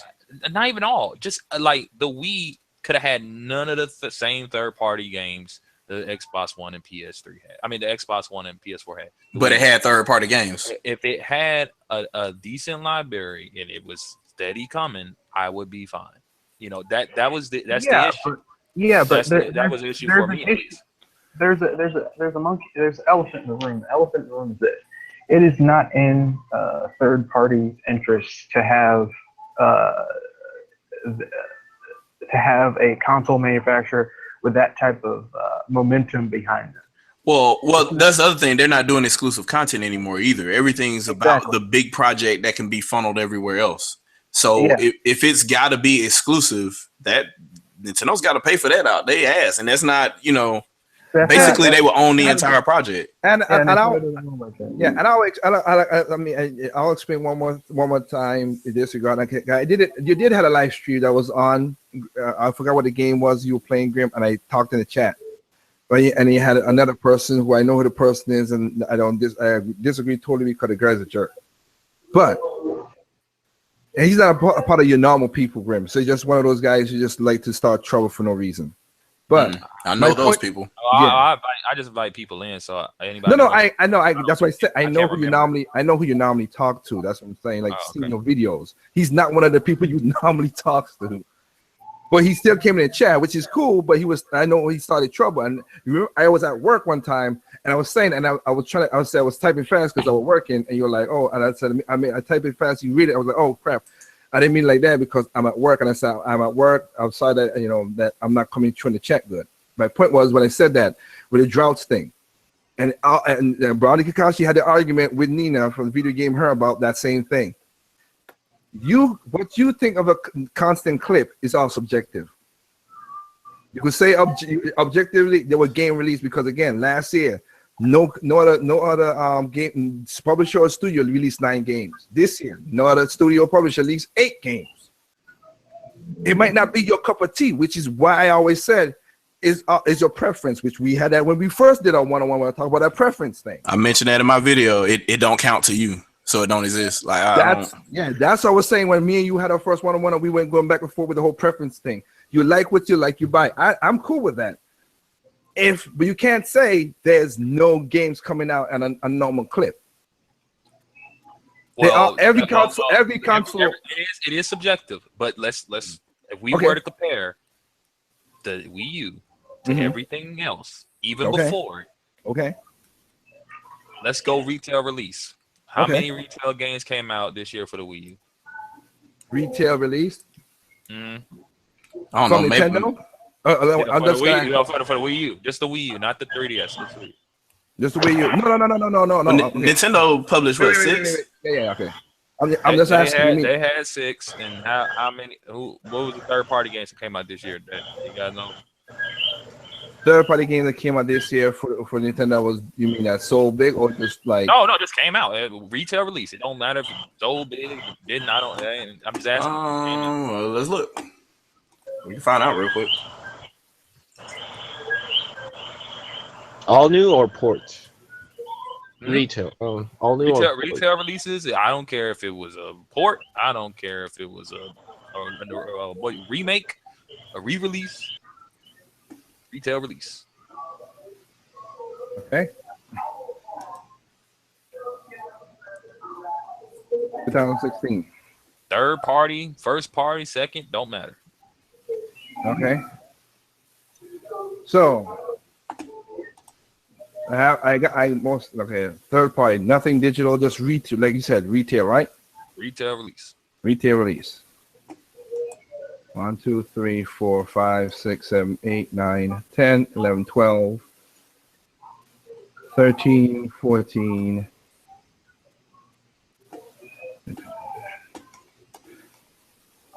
Oh, if you retail even shovelware, because I'm making sure even shovelware. I don't care what it is. I'm making sure because if you try to get to a point, no, because if we're talking about my subjective, mindset, obviously games that I don't care about, I won't count. But I'm not talking about me. I'm just talking about in general. I just want to know. You say objective now. No, you say objective. Yeah. Right? No, I'm saying if we're talking subjectively, because you asked me, do you want me to count shovelware? I say, go ahead. Because we're talking about subjective reasons, then I say no. But we're talking objectively. Count every game that's came out retail. It doesn't matter. Shovelware, first party, third party. The game was called something we never heard of.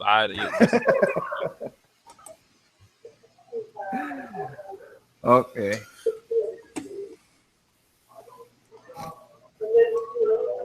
retail run. So that's not one. That's not one. That's not one. Now one thing, do not count the damn. I'm not calling eShops. No, I'm not not calling that. eShops. No, don't count Nintendo Selects because they already those already really. Someone did that before. I was like, those already came out, man. Don't do that.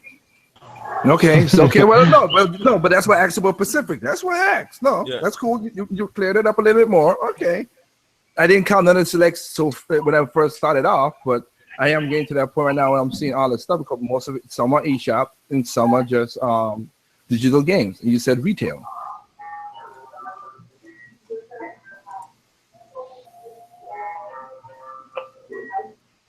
Looking at most, even got some crazy show where looking to be close to be like 40 at the most. About 40 games, right? Okay, yeah. Now Eight were Nintendo.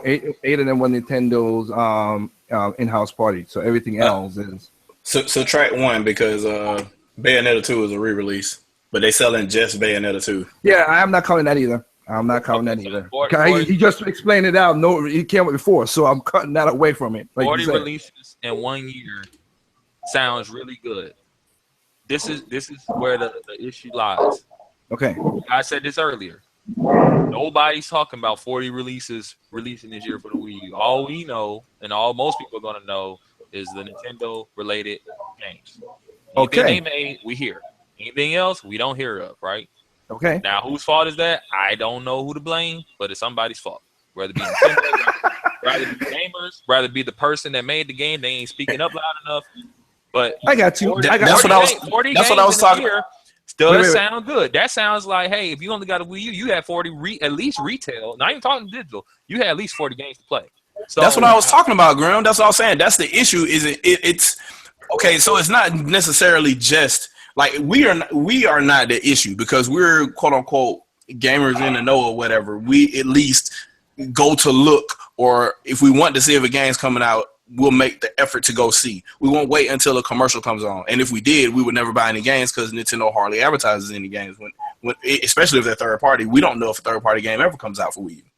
So that's part of the problem, and I don't know if that's ever going to be fixed because that once that started going down at the end of the sixth generation, it's only gotten worse.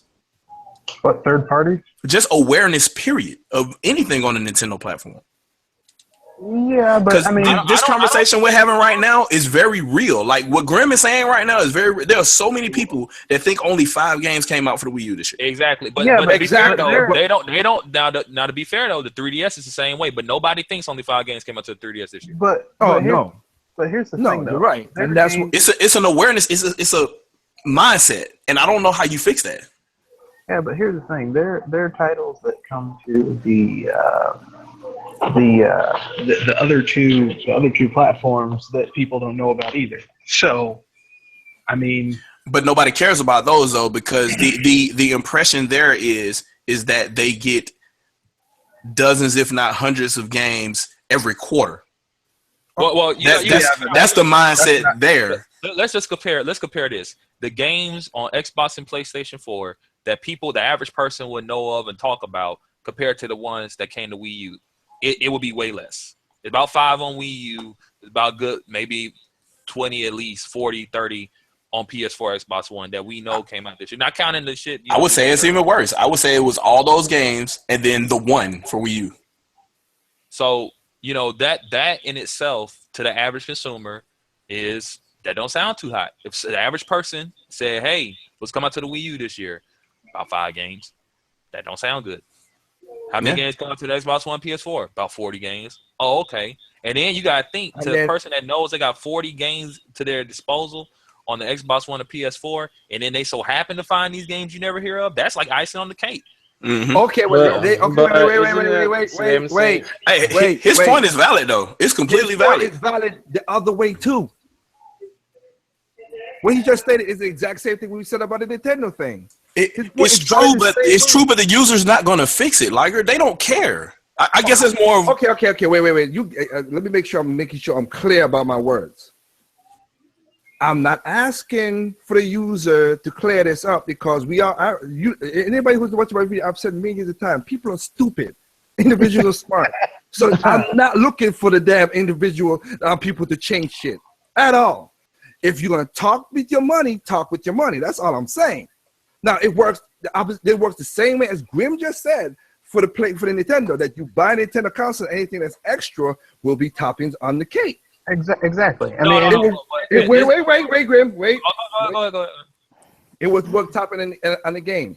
Now we have.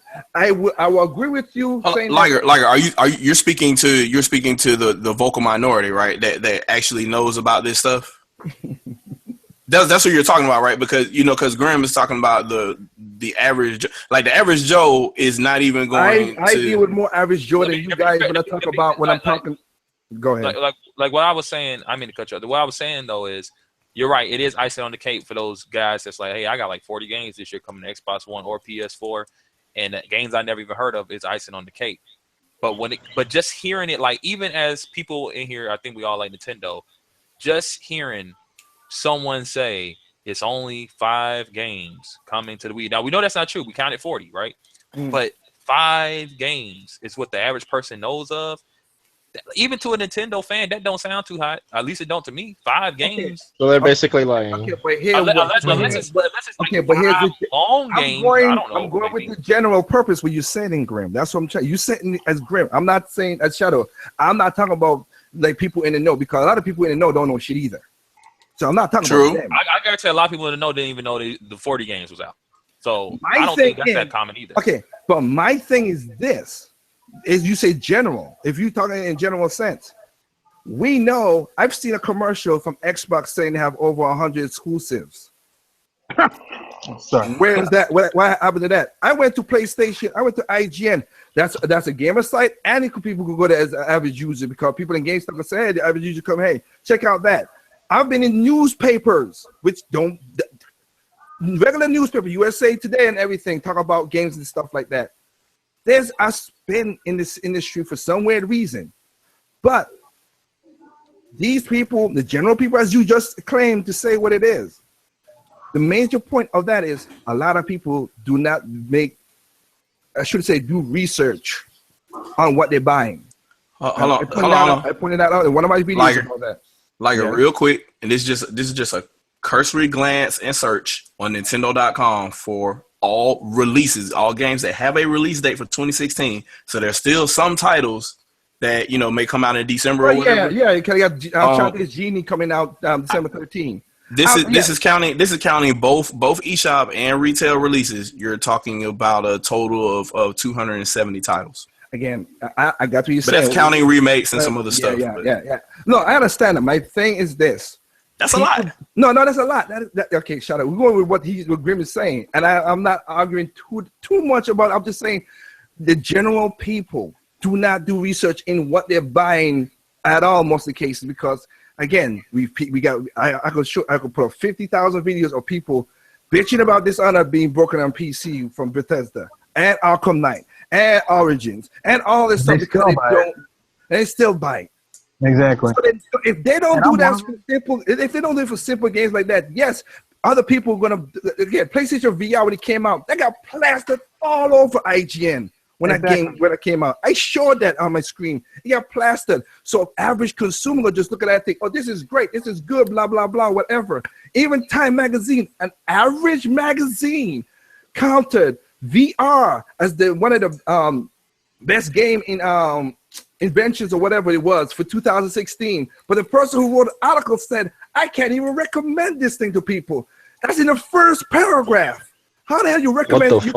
How you cannot recommend something and say it's one of the best innovations of 2016? That's what the average people are getting. They get a vomit of stupid shit, and they can't filter it out. So I do not blame the end user in that regard too much, because what can you do? The narrative is the narrative, and the narrative is if you're going to talk mess. Well, this is what I'm saying. Everything from the advertisement and all that stuff, the 3DS has maybe a little bit better advertisement than the Wii U. I agree with you. I just don't understand how the 3DS, right, has all the. No one. I've never heard anyone think the 3DS didn't have no games in a year. You know what I'm trying to say? Like, so, and the 3DS had more problems than Wii U. That's what's so funny. So the Wii U gets this, this moniker that it's not that many games coming to it. Like for example, I'm pretty sure we did, and maybe count digital. The Vita got some games coming out this year too. For all I know. Yeah. Oh yeah. The average person Don't said, know. if the average person you say, hey man, the Vita's got games coming out this year, they're like, they still make that thing. That's what they're gonna think, right? And wait. And what I'm saying is, wait. And add to that. If you go to the stores, more stores like Walmart do not sell it in Walmart no more. what Vita games? Vita, not games. Vita. The Vita in Oh general. yeah. I don't even know they make. Do they make the machine anymore? I don't They know. still they still do process the machine, mostly Japan, but they still process the machine. But go ahead. I was just pointing out, like you just said, like to go with you. Okay, no, keep on going. I just want to put up on the couch. Well, it's like all right. For example, my local Walmart. I don't know why it is this way. You know, it is in the Wii U shelf, like behind the glass. You know, you can find Wii games like in the little $20 section or whatever. Yes, the same as my Walmart. Yes. And they got it like people are in there like, man, I didn't even know they made a new Metroid game for the Wii. You know what it is? They're selling it for $30 a pop, brand new. You know what they're buying, and you know what these people are excited about. It's Metroid Other M. They're new copies. They're selling for $30. Now they think that's a new game. But see, that's crazy. That's crazy. I don't know who. Like I said, you can't blame the consumer. It's not the consumer's job to advertise. The consumer may advertise word by mouth. That's just natural. Hey man, I got this cool device. You should check it out too. That's normal. But it's up for Nintendo to do that. Okay. Now, if they want to, it's all up to them. They want to or not. But it is kind of weird that we got like he just said 200 some odd games. Now that came from Nintendo site, right? From Nintendo site for this year. The 270? Yeah, that came from Nintendo's site. Those are all games with release dates. The vast majority of them are on eShop. And that's for every system they got out, or just the Wii U? No, just Wii U. Okay, that's not counting nothing else. That's just Wii U. 200 some odd games out, right? This year alone, right? Yep, from January to the last release date is November the 24th. Okay, now Nintendo, that's from their site, so that is advertisement from them, but they got to understand that a lot of people don't know that. That's not good. And that's what I agree with. That's the point I was trying to say. Okay, and here's why. That's why we're trying to. Okay, I agree with you with that, Grim. But then let's look and we could switch it again. I agree with you that if the PlayStation doing all this advertisement, why the software attachment and exclusive games and even some of the games that came out as multi-plat most of the time do not have, I mean, people do not, they don't, 45 million sold. Their audience doesn't care. Their audience doesn't care. They want to buy the games that they bought that system for, which isn't Sony games, unfortunately. Again, it's just a point. It's basically, let's put it this way, Grim. It's a tit for tat in the way we're talking about it. Okay. Like people who came out and bought the PS3 in droves after it fixed itself to get to 80 million because they wanted Sony exclusives. Sony kept saying they said fuck it, and they kept coming out game, and after a while, people couldn't ignore it. So they figured the same thing was going to happen with the PS4, and they were getting support from the third parties now more so than because Microsoft had all the third parties with 360. They had them claw in whatever. So they would get the lead. They would be the lead platform on the games. They would get the DLC and all the other kind of stuff early and whatever, or get more of it. Now it's the other way around, and that kind of became the dude bro kind of casual platform. I hate to say casual. Well, yeah, it's casual. So bro content. I mean, so they're not. Those people aren't buying those games. Like, oh my god! Like people are not buying goddamn Uncharted. They're not buying Second Son. They're not buying Uncharted. They're not buying Ratchet. They're not. They're not. But I mean, they don't care because they get Call of Duty with the map packs first. Exactly. Yeah. And the graphics look good. And again, I'm cool with that. I'm not arguing that if that's what they're going to like Charlotte just said, that's why he bought the Xbox One for Killer Instinct. I'm cool with that. He's speaking with his money to do what it is. Because to me, I feel that's the right way to do it. Because otherwise, I should just buy a damn PC. And even then, the Killer Instinct ended up coming to PC anyway. Basically. Yeah, it did. Yeah. So basically, I bought an Xbox for Dance Central Spotlight and Sunset Overdrive. Pretty much at this point. Well, okay. I mean, well, my point. Go ahead, Fred. No, the only thing I was going to say is this. Look, um,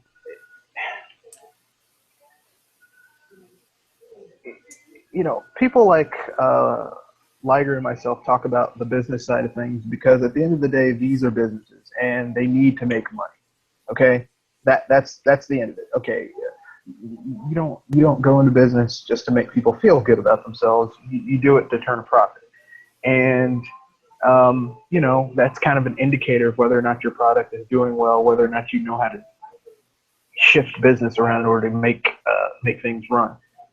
And I mean, people are saying, well, the PS4 is doing so well.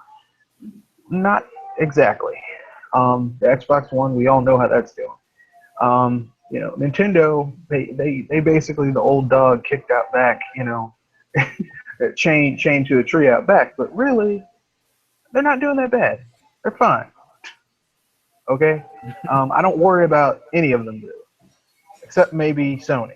But that's another story for another day. I mean, okay, and I'm gonna piggy off what Red's saying. Like I said, look.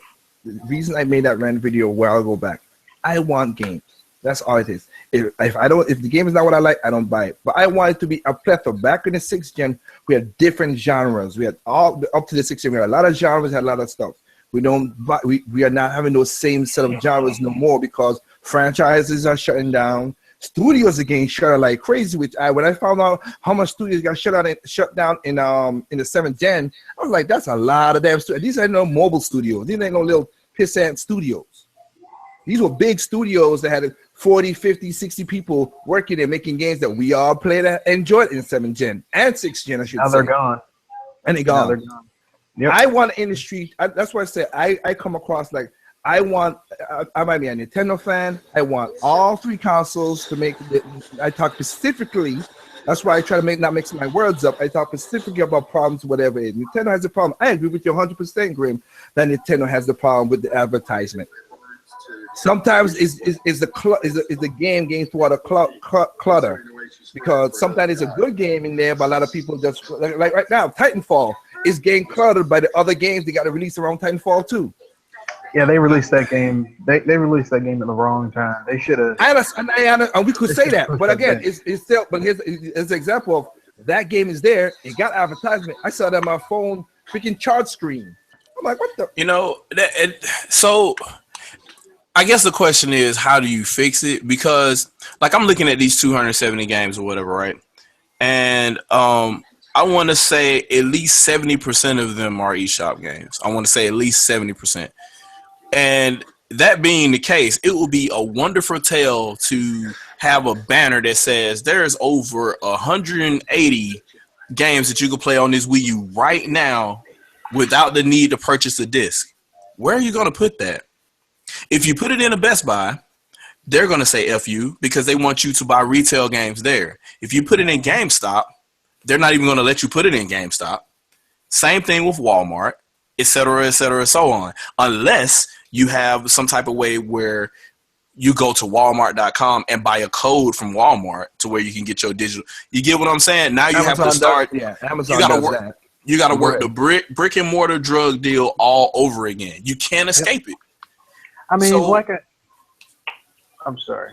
Yeah, go ahead, Red. They could push I'm it. just saying. They could say like 100 some odd games digitally. Come buy your eShop card today. No, I understand. I understand what you're saying, Grim. But here's the thing: there are certain entities within this industry that have a vested interest in keeping certain people down and keeping other people up.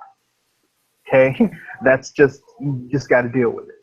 So I'll touch on that in a second. Now I got to ask Lagar this. Like I said, the only game I ever found some type of information on when it, as in like how much units it needed to sell to turn a profit was like Persona 4 on the PS2. I think they had to sell like 400,000 and they'll make money. Okay. I don't know how many copies the new Ratchet & Clank had to sell. I know it's looked on the thing, it sold them over 1 million. How many copies did it have to sell to make money? Well, it's a little different because that's an internal studio too, though. So it depends.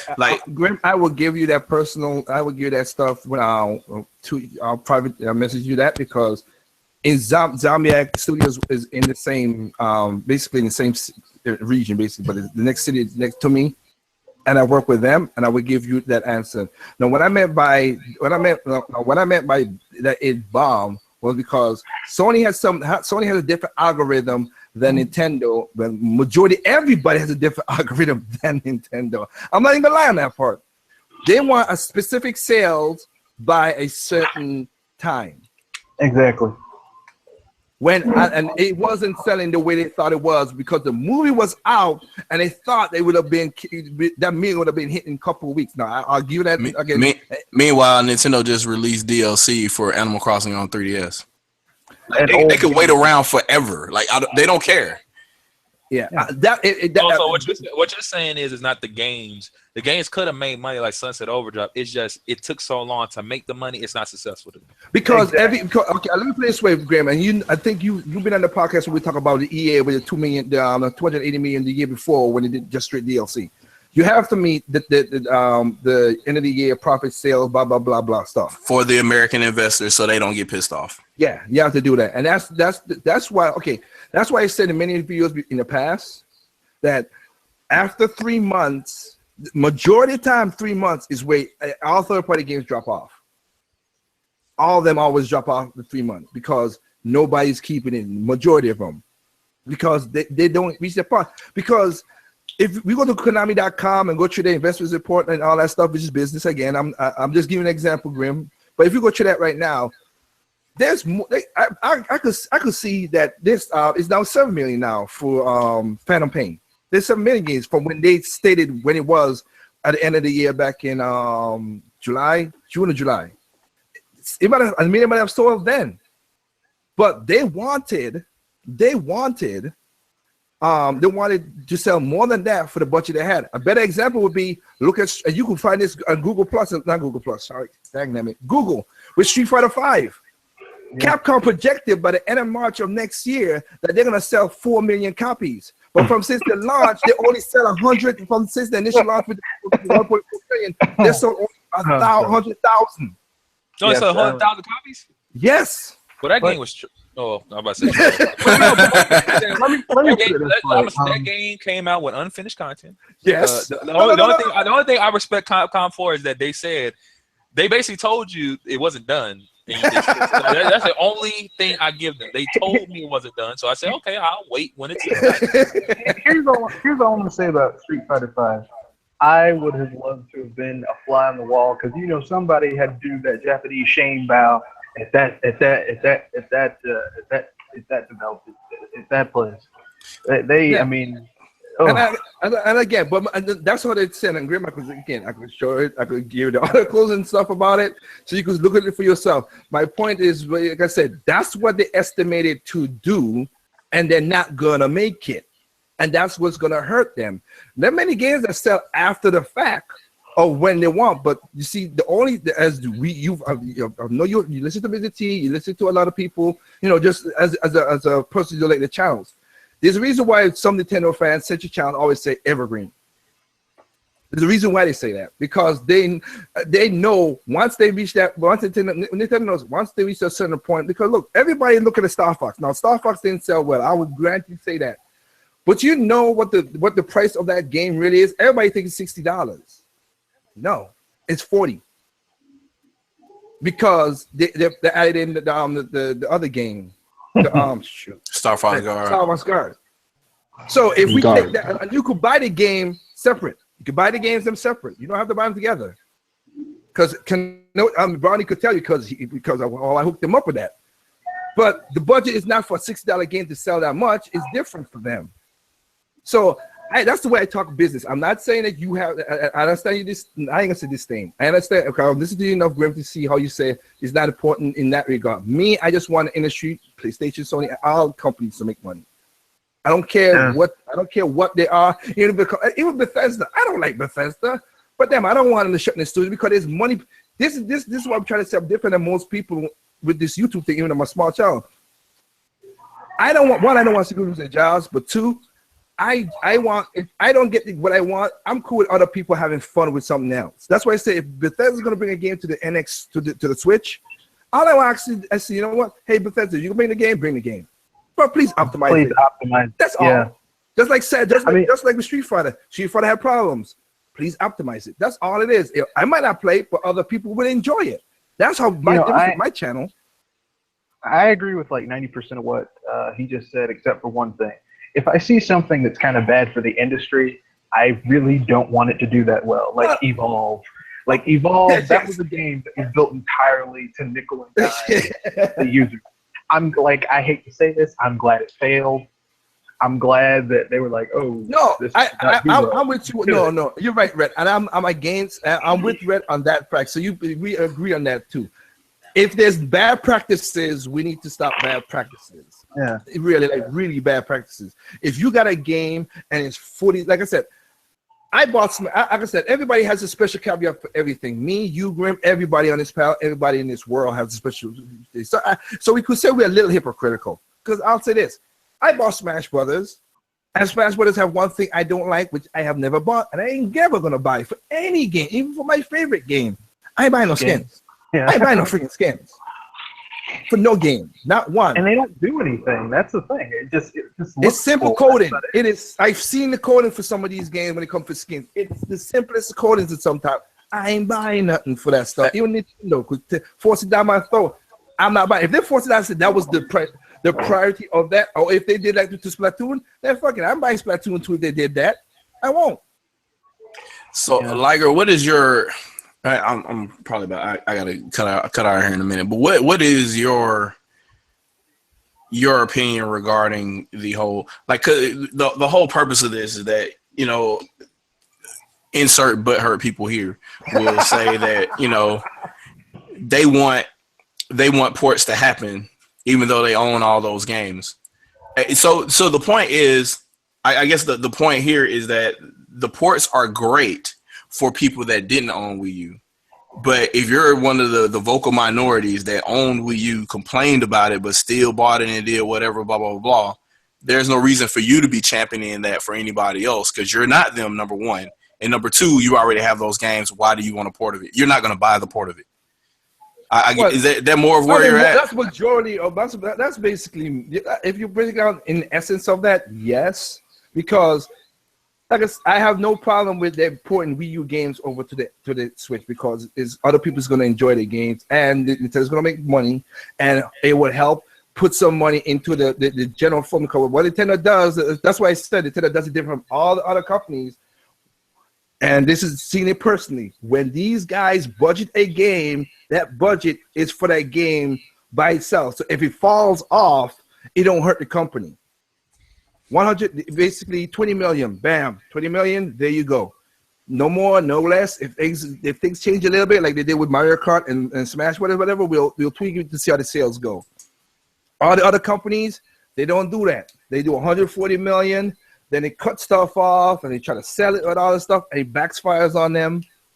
I want, if you're going to do this game, if you're going to do the ports. Well, half of the stuff we don't, again, and also as a caveat, we do not know what is going on until January 12th, until they say what games is coming on. So if they are ports, okay, great, whatever. We don't know if Nintendo might do a Bayonetta 1 situation. Oh, you bought a Switch and you have your Nintendo Wii U Nintendo account. Hey, you can get these games and the ports for free. We don't know. That would actually be a nice plan because for like Wii U owners, they pretty much got a reason to get a Switch just to play those type of games on the go, pretty much. Well, but that's for a few amount of people. That's not for majority. Yeah. Let's not say that's going to be for the. Yeah. But my point is, we do not know if Nintendo could do that. As Shadow, you had your video showing the Nintendo port. Nobody saw the back. Nobody saw the back. No, nobody did. Nobody saw the back. We don't know if there still is a disc drive in there. We don't know. Everybody say, "Yo, look like it." We don't know. We didn't have it in our hands physically touch the damn thing. So stop speculating. I think the one interesting quote was from the Skyrim developer that said the resolution does not change from when you take it from the dock to make it portable. So something else is working in the system behind the dock that we can't see. Either that or it's just 1080p like that all the way live. And again, you know this much as me, Shadow. When Nintendo makes their game from the Wii U, they don't tell you what. They just put serial numbers on their parts inside the Wii U. You can tear that thing apart. It just says it don't say AMD processor 1680. They don't say that crap. It's just a bunch of serial numbers, just there, just for whatever. People try to get the clock numbers. They tried to assume what the speed of the DDR2 is on there. The serial number matches DDR2 memory with a very, very low latency, low latency, low frequency, right?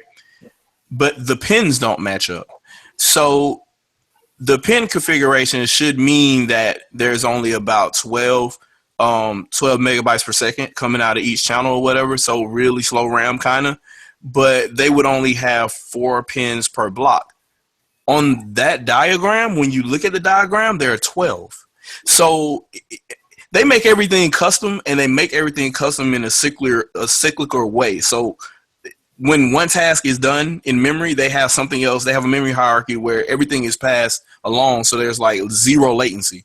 Okay. I don't know exactly how they do it, but it's. And I was gonna say right there, and Shadow's okay. Everybody knows Shadow Fox is basically a tech. I ain't gonna say tech guru, but he's a tech guy. He knows more than me in many sense. I just know for the programming sense, I would bow out to him when he says stuff like that. But I could guarantee you, and I'm not being, I'm not trying to, like you said, you just gave a explanation of how things work, but you don't have 100% fact to say what it was. There's stuff on that board I have not seen on any type of DRAM module, even if it's built onto a board. Like, say, if you took an ATM or any other type of like a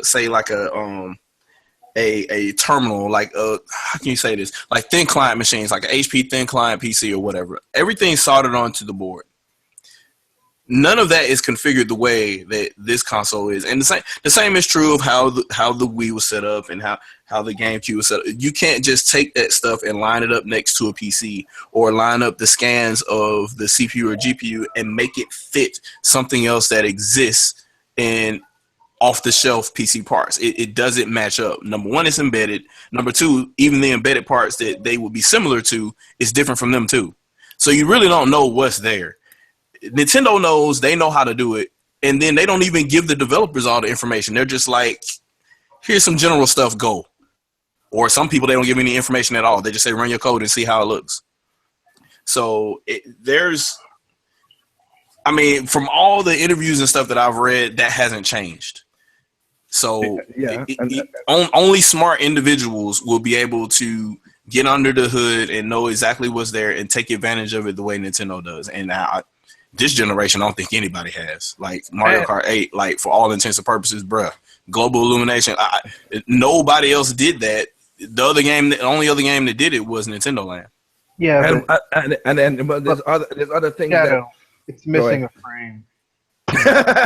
Yeah, of course. Even though the console itself is missing a frame. So and I'm not even, like I said, most of us here could figure out games that do what we're supposed to do. Like, again, the reason why I literally, and I mean this, like the reason why I talk about what the we call it, the PlayStation 4 problem, whatever. Again, I don't know as much as Shadow when it comes to that because I went to school for tech and all that stuff right there. But you know what? What I did is, like, when I talk about the PlayStation 4 and I found out, they got the dev kit in Insomniac here in Durham, North Carolina. And I'm talking to these guys, and they're figuring out why the hell a game is running choppy, their game, on the PS4 Pro. That's them saying this. Yeah, all right, Shadow. I'm just pointing out, like, I'm talking specifics, and that's why I try my best to make some of these videos. But if these people made a game that came out 4 months ago, and it's still they're getting hiccups on the not the new console, but you know what I'm trying to, like, the PlayStation 4 Pro, something's wrong there.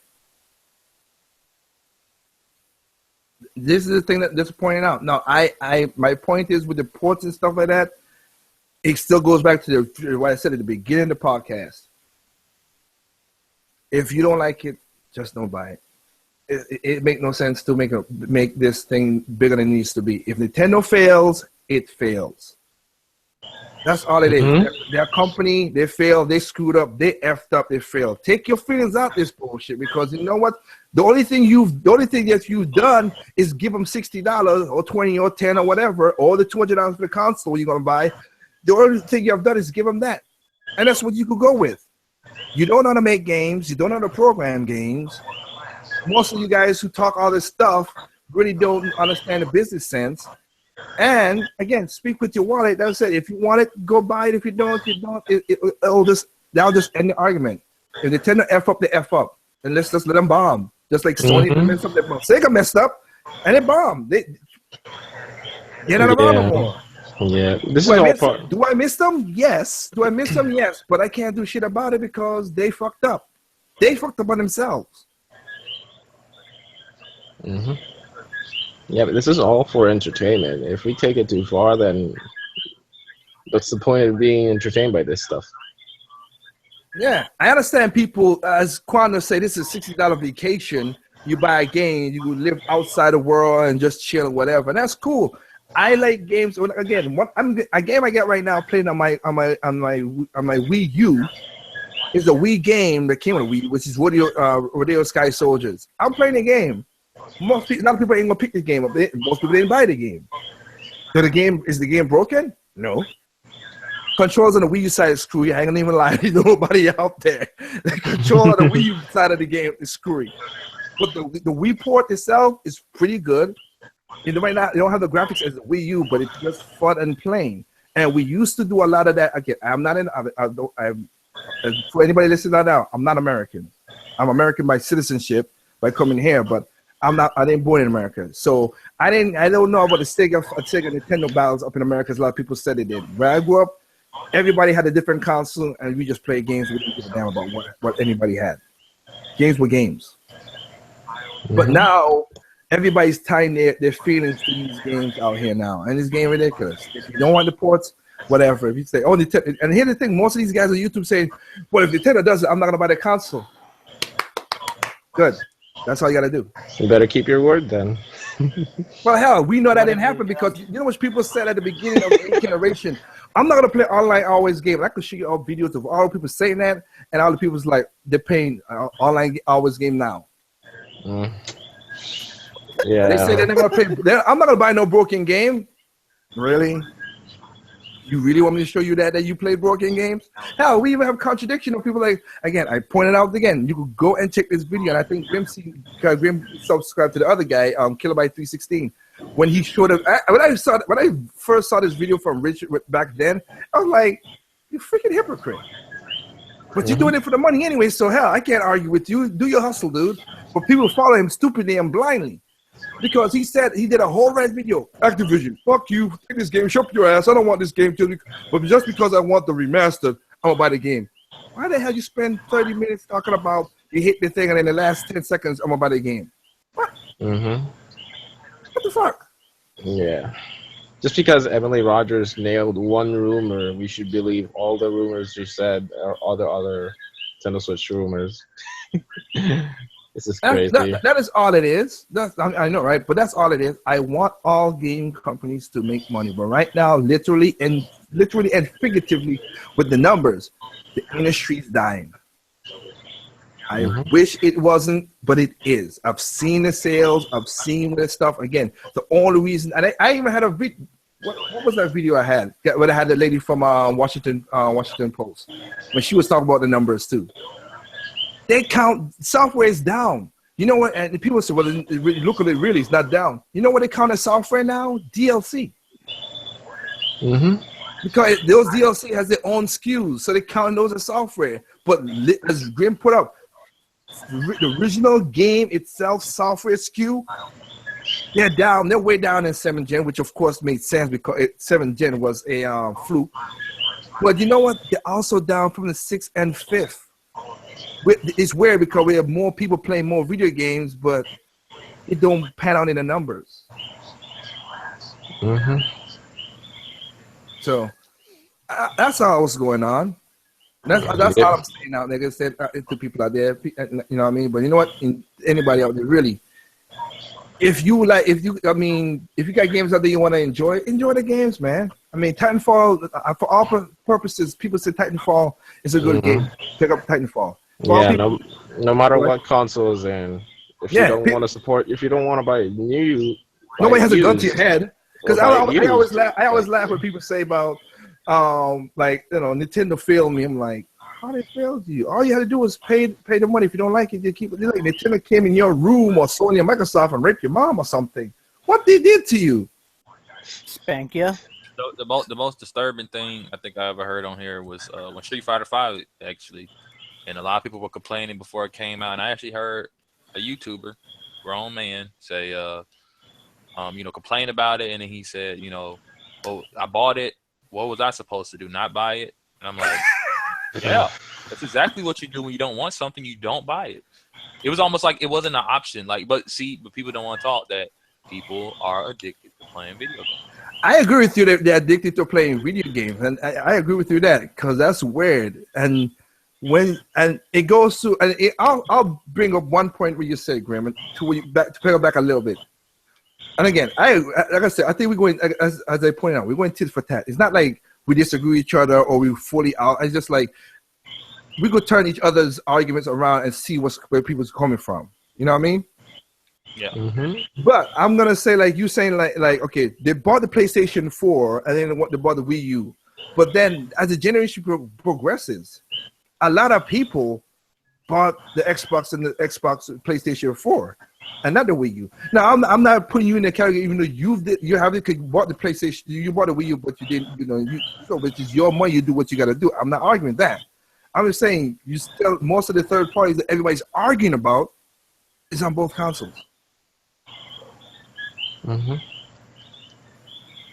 I mean, then why don't you just buy a PlayStation 4 for that? And then some people will, like you said, would say, well, I have my friends on Xbox One, but I want a better graphics on PlayStation 4. What? To me, that's to me, I don't know what you think, Grim, but to me, that's a weird argument. To me, it's like, what? Well, I mean, I know people that they do it this way. They play multiplayer on Xbox. They play everything else on PlayStation, right? That's how they do it. Now, me, I have both machines. At this point, it just looks like I'm gonna be buying most of my stuff on PlayStation 4, and exclusives will be bought on my Xbox One. That's how it seems like for right now. Maybe things will change as time goes on. It has nothing to do with graphics or anything. Because honestly, I play a lot of these games that they say look better on PlayStation. I don't know what's the difference. They look no. Like I said, I follow your channel long enough to know that how you think. Yeah. So like right now, the only reason why like it was the same way for me. Multiplayer was gonna be on Xbox. Everything else was gonna be on PlayStation. That only changed because, well, to be fair, PlayStation right now is a more popular system, and there's more people to play with online on PlayStation. And I know more people that actually play on, like people I know that play on PlayStation right now because everybody kind of switched from Xbox 360. And that's cool. But then remember when you brought it up, you said people don't want to spend extra money for the experience. Yeah, they don't, right? So let's say I didn't care about let's not say care. If you like Nintendo's first party games, right? But you also like a lot of third party games. Well, this generation you had to buy two machines. If you're a Nintendo, if you're a Sony or Microsoft gamer, you don't really have to. Now, if you would have to buy, like, let's say you like Microsoft exclusives and you like third party games, other than the few third party exclusives and the actual exclusives coming from Sony, that would be the only reason you would really have to go buy a PlayStation. Vice versa, right? Like Sony, like third party. Well, you can just get a PlayStation 4 and call it a day. The only reason you need to get an Xbox or I guess now a PC is if you want Microsoft's exclusives. Okay. Nintendo for this generation just wasn't like that. You couldn't say, hey, if I want third party and Nintendo, I just get a Wii U and I'm done. No, I got to get a Wii U and something else. I grant you that because I have a PC to play these games. That's why I bought a PlayStation or Xbox. Yeah, it could be PC, PlayStation. It doesn't matter. But the thing is that you have to get something else. And for some people, they're like I said, I didn't really have a problem with that. If Nintendo had nothing but exclusives, if they just came out like at this point, there's enough games I haven't played on the Wii U. I would buy a Wii U. That's why I don't care if the NX gets ports or not. That's simpler for me because I want an NX.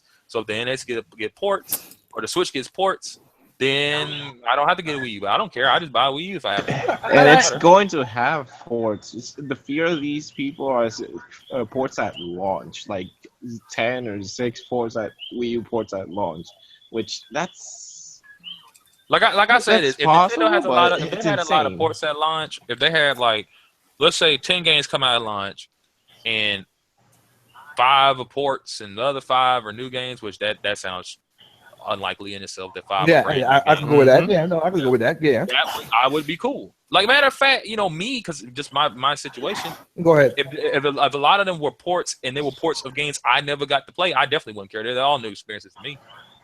And that's why but that's why I say I don't care. That's why I said that's why basically that's my point of saying that.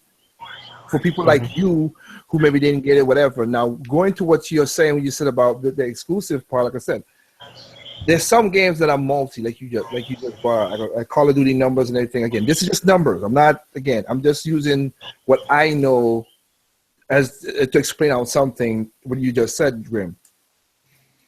There are people who have Xbox One and have a PlayStation 4 and don't have a Wii U. That's their choice. I have no problem with that. What I'm stating, though, is you said, not you, I mean in the general sense of you, sorry, I want to make sure I'm clear on my words. In the general sense of you bought the Xbox, you said, oh, I got a bunch of friends on my Xbox One that I play with. But then I want the PlayStation games. Some of the sales comes out to that when you look at third-party game sales, almost close to match 1-for-1 in most cases. So something tells me, and this is just me analyzing, not really going fully. The sad part about it, I've seen this in people's houses, but that's anecdotal evidence. But the evidence that I'm talking about is like the sales of what I'm saying in that regard. You buy Destiny for your Xbox One because you have more of your friends up there, but you bought Destiny for PlayStation 4 because it's the better graphical stuff. You bought the game twice.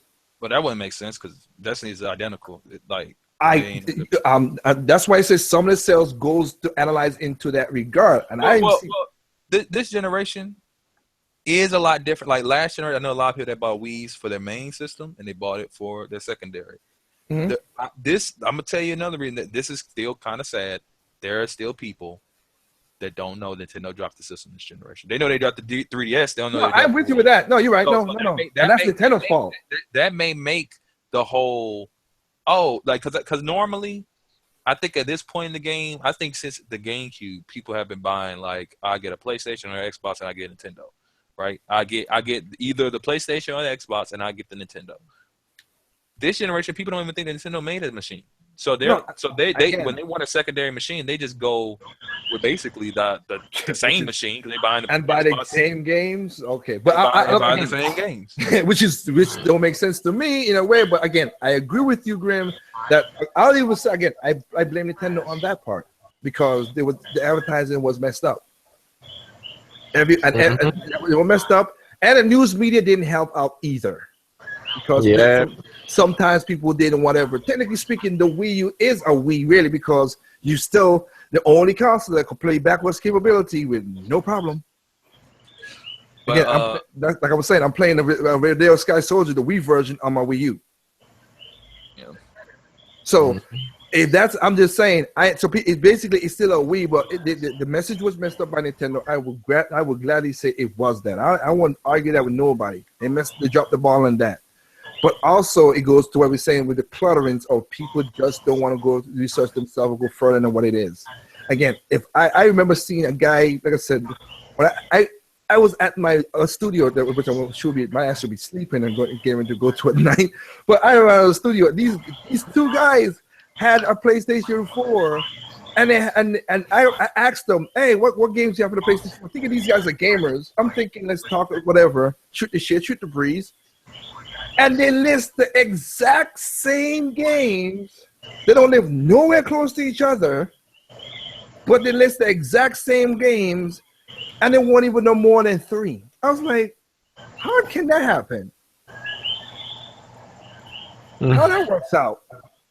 I would think everybody's that different. That I know I got games that that Renegade don't have. I know I got games that Brownie doesn't have. Brownie don't have a game all because it's different, or also because of money situation. Because I have the money to do it. Brownie doesn't understand, or other people. I respect that, but they have the exact same games. One is from a different part of the country because other guy flew in to do stuff musically with us. It's just, to me, that's like, wow. This generation is weird. This generation is just weird. That could be like they were just casual gamers and they just they played the predominantly popular games. I got you, and that's what I'm saying, and that's the clutter that Nintendo have to fight through. And again, the messages need to be better. I'm not going to deny that. The messages need to be better with the console, with their games. I agree with you with that.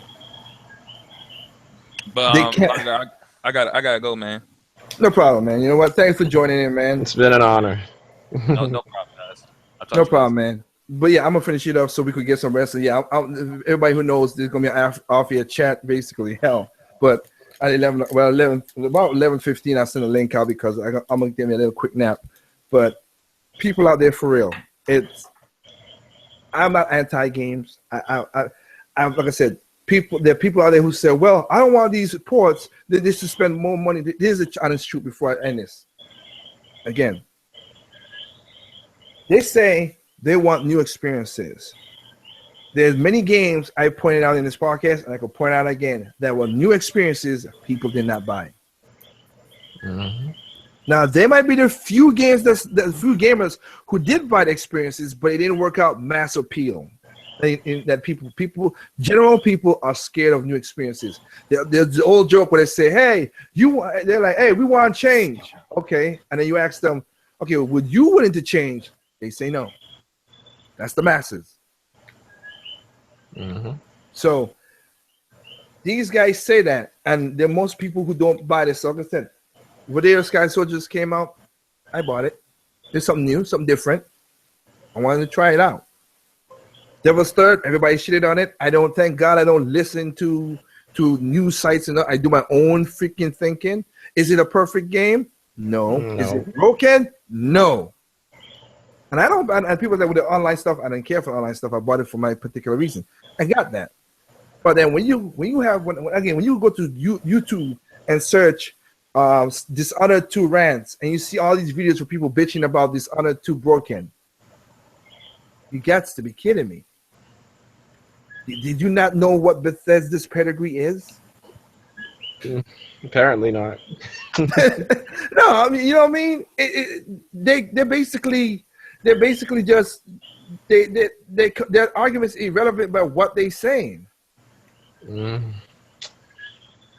mean, if Wii U ports happen, like more than 3, hey, whatever.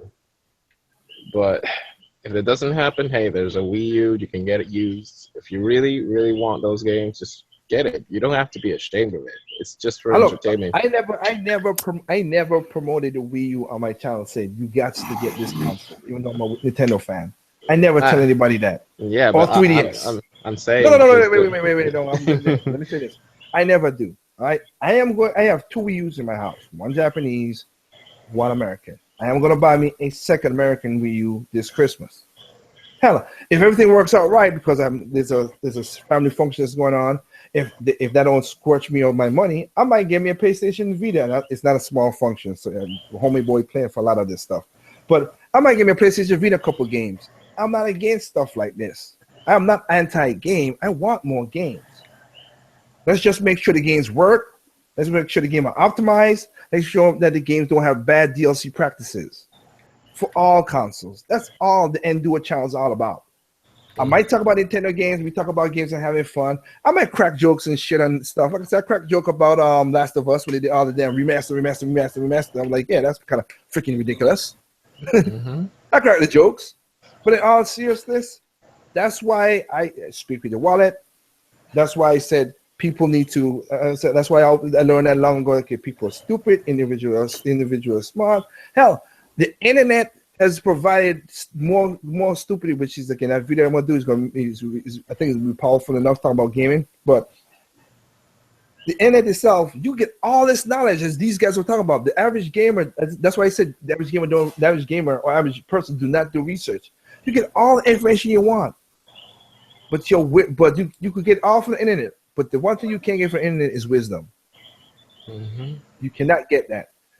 And if you saw that Fallout was broken, or Batman Origins was broken, and then you think Batman Arkham Knight wasn't gonna be broken for last year for PC, you're an idiot. If you think Dishonored was not going to be broken on PC, well, after Bethesda did their bullshit, talking about we're not going to give review copies, whatever, you're an idiot.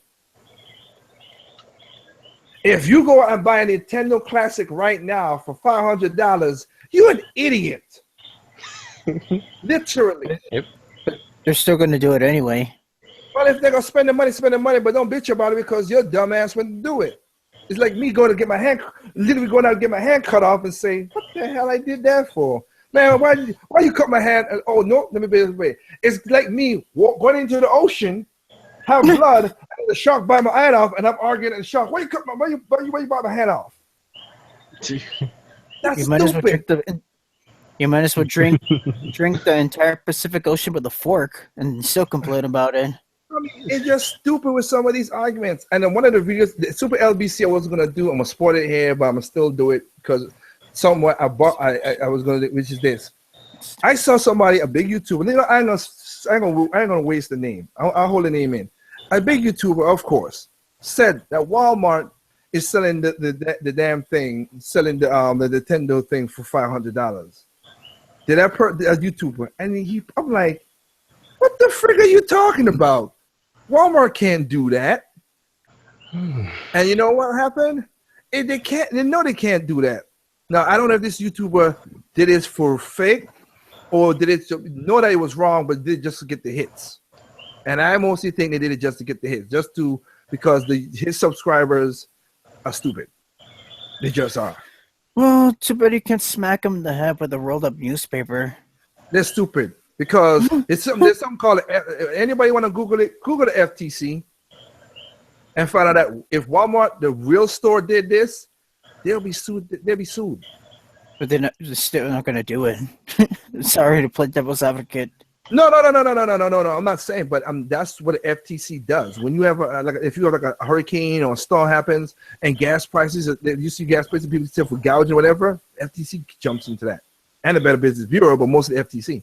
You cannot charge more than what the MRSP is. Now, can you sell it as that, like eBay, Amazon, whatever? If it's not for the company name on it, yes, you can. That's the stipulation, and that's what happened. It was on Walmart's website, but it was third party. It was not Walmart, and it said it proudly and strongly that it was not Walmart. But he said that's Walmart selling it for $500.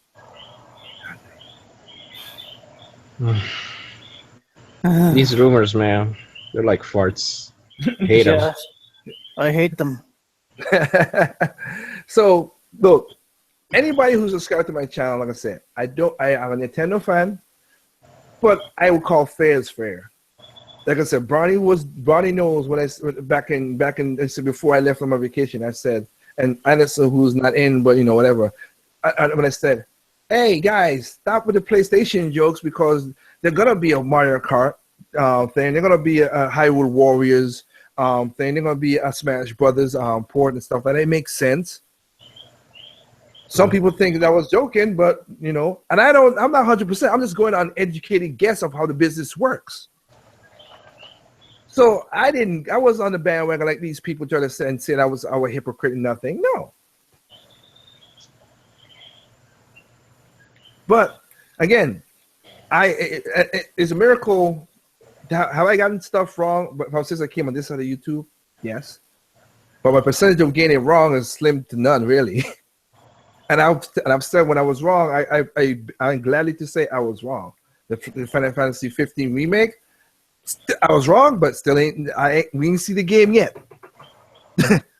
It's not 15. I'm 7 remake. Sorry, 7 remake. I was wrong. But we still have not seen the game yet. If the game come out, then I was wrong. And I was wrong. I have no problem saying I was wrong. Mm-hmm. But these guys' egos are too centric. But when I said Xenoblade is going to come up this time, everybody, oh, that ain't going to happen. Okay. I say, well, Persona, hey, if it comes out, we're gonna be, but again, these games take a lot of time to translate from Japanese to English, and sometimes it's not even English. Sometimes you got to translate to other languages because they're trying to get a Western sale, which most Western is Europe as well too, and they got pushed back. It's just it's not educated. It's half is educated games and half is because I've seen the business from the inside out and see, okay, this is gonna happen. When I said, Brownie could tell you right now, did I not said way before a lot of people, when those games got announced, I said Platinum Games that's doing Scalebound and stuff was gonna come to PC. A lot of people said that ain't gonna never happen. Did I not say that when that came out? Yep. Yeah. And then what happened? What happened just recently now with this thing? It's coming to PC. So my difference is, people, January 12th is around the corner. Again, chill with your families. And you might be addicted to games. There's games out there, but chill with your families. Go out for a walk. If you have a girl, treat your girl right. If you got a man, treat your man right. Do something. It's not the end of the world, people. Remember, it's just entertainment, a side thing. Wait, when is the inauguration? What? When is the inauguration of the president? The January 20th. Oh, okay. January 20th, Anderson. So it's up to Nintendo to save the world. Oh, Lord. You people are crazy. No, I just can't wait for that day. Anyway, y'all too funny. But on a serious note, though, like my channel, if you come to my channel, like I said, I've got a couple of trolls on my channel, and I just don't feed the trolls really that much. I'm seeing him attacking my boy Brownie for stupid reason. I blocked that guy, but somehow he commented on my channel. I was like, how? Oh yeah, okay, I'll explain off chat. Not now, guys. I was gonna say explain off air. Yeah. But I was gonna say this though. It's like, people, it's Enduro. Me and my sister, we love Nintendo games. We buy Nintendo consoles because we want Nintendo games. That's all it is. If you don't want Nintendo games, or you don't want to port, you don't buy it. But I will say, if Nintendo mess up royally or mess up that makes no business sense to me, I will call them out. Like a gamer should. Yeah. I will call them out. But if it makes business sense, I can't fault them, just like I won't fault PlayStation. That's why I said the ports was crazy. I don't fault PlayStation for that. They did what they did. I wish they didn't, because as I said, 2/3 of Sony SOE, they got laid off. They got shuttered. Anybody talking about that? No. Nope. Well, what are they? That's not the narrative. That's not. Yeah, you're right. That is not the narrative. And I literally had a video which I'm gonna put up. It's funny. It's funny as fuck. I'm sorry. Actually, it's funny. This guy is talking to his father, and he has all the 4 game systems up on the board, like the pictures of them, and he's like, "Hey, you always get this. You always get this wrong." So let me put it out. This is an Xbox. This is a Nintendo, and he's like, PlayStation. What the fuck? None of these things look alike, Dad. And he pointed at the PlayStation like, Game Boy?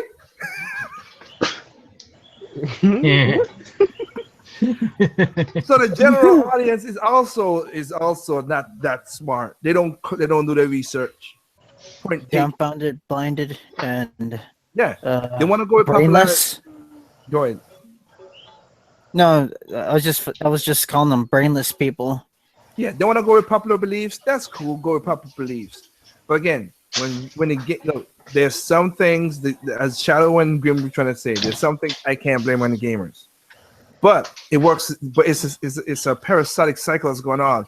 The industry is doing certain things, but the gamers are backing it up with their monies though, so they're gonna keep on doing it. Mm-hmm. If you didn't want these ports on ports on the PlayStation 4 and all the other stuff, then people should have never bought them, and then PlayStation would have stopped it and said, "Shit, Sony FC, let's get some games going. Let's get some games going so they like it. Let's get a Ratchet, a Dax and Dex, or a Parappa Rapper, or let's try to do Medieval. Let's fix Little Big Planet, because Little Big Planet is still broken up to now." Anderson, buy me ice cream. That's my Christmas tree. There you go. Oh. But I mean, if that's what I'm saying. Like, I don't do stuff like that. If you want to do it, people, go ahead. It's your money. Nintendo, Microsoft, Sony does not have a gun to your head. You do not own none of them. None. Not Sony, not Microsoft, not Nintendo, not Capcom, not Bethesda, not nothing. You don't own none of them. Your money. If they do something that you don't like, don't give it to them. Mm-hmm. I don't know how simple I can explain than that. I mean, seriously. Hey, Brownie. Go ahead. What? Neil. Go ahead, Neil. Watch your mouth, or I'll put you back where I found you. Even with your enhancements, you're still no match for me. We'll see, X. Or If whoever you you get are. that, No, I Liger, don't if you think get so. that reference, I'll buy you a beer. I thought you get it from Project Crosszone. I remember reading that, but I can't say fully if it's that. Because I remember when they were saying that to to Baba, as they call him. Damn, I still need to finish that game. I beat 2 just recently. Took me all night, but I did it. Now I gotta play that again on New Game Plus. Yeah, you better calm that down for a little bit. Where did that come from, Lou Facillo? Mega Man, Huh? Mega Man X3. X3. Okay. Who said it then? Was it Sigma or X? Incidentally, it was ported to the PlayStation and the Sega. Just keeping with the port theme. Oh, okay. You crazy. I am not against. Well, the Lupus can stay there. I'm not against sports. Hell, again, back then, and these guys. Let me put this too. Back then, when these guys were talking about it have specific features, Red, Shadow, and Grim. We had that back in the 90s. fourth, 90s, fourth, fifth, and sixth gen. Very specific things back then. Back in the second generation. You remember Donkey Kong? It was ported to the Intellivision, ported to the Atari, to the 100, ColecoVision, Amstrad. But I'm getting that. But it was a special. At least it was special again. The one that we always bring up: Teenage Mutant Ninja Turtles, Hyperstone, 4-time Hyperstone, 2 different games, same thing. They ported, but I got both of them. Yeah, I got both of them and say that like that. So and they both have their strengths and weaknesses, but they're both really badass. I mean, you know. If you ever get bored, Liger, Google and you'll have. You're cutting in and out. You're cutting in and out, Lupacillo. And this time, it really is got to be on your side because I'm on my home computer. It's not my phone. Yeah. But I mean, like I said, thank everybody out there. I mean, I saw the chat. Obviously, Ying Yao, of course, Lupacillo, Zodiac X, Gen Zero, Doc, Psychic Cooper, Nova Region. I heard from you in a while, man. Shout out. Hope you're doing good. Of course, you have Chariot Goblin. And basically, he called himself Todd Roaring now. It was somebody else. But thank you guys for jumping in the chat. Keep it live. Oh, Rebound King, of course. Again, I just want I mean, it was a good conversation. Even though, like I said, we went tit for tat. And that's what all it is. The industry is what it is. The only power you have is your wallet. So just do that. Mm-hmm. Stop flopping your mouth and buy what you, and prove it with your, like I said, prove it. The only reason, that's the same reason I'm holding Bethesda and Ubisoft and all these people sell their shit.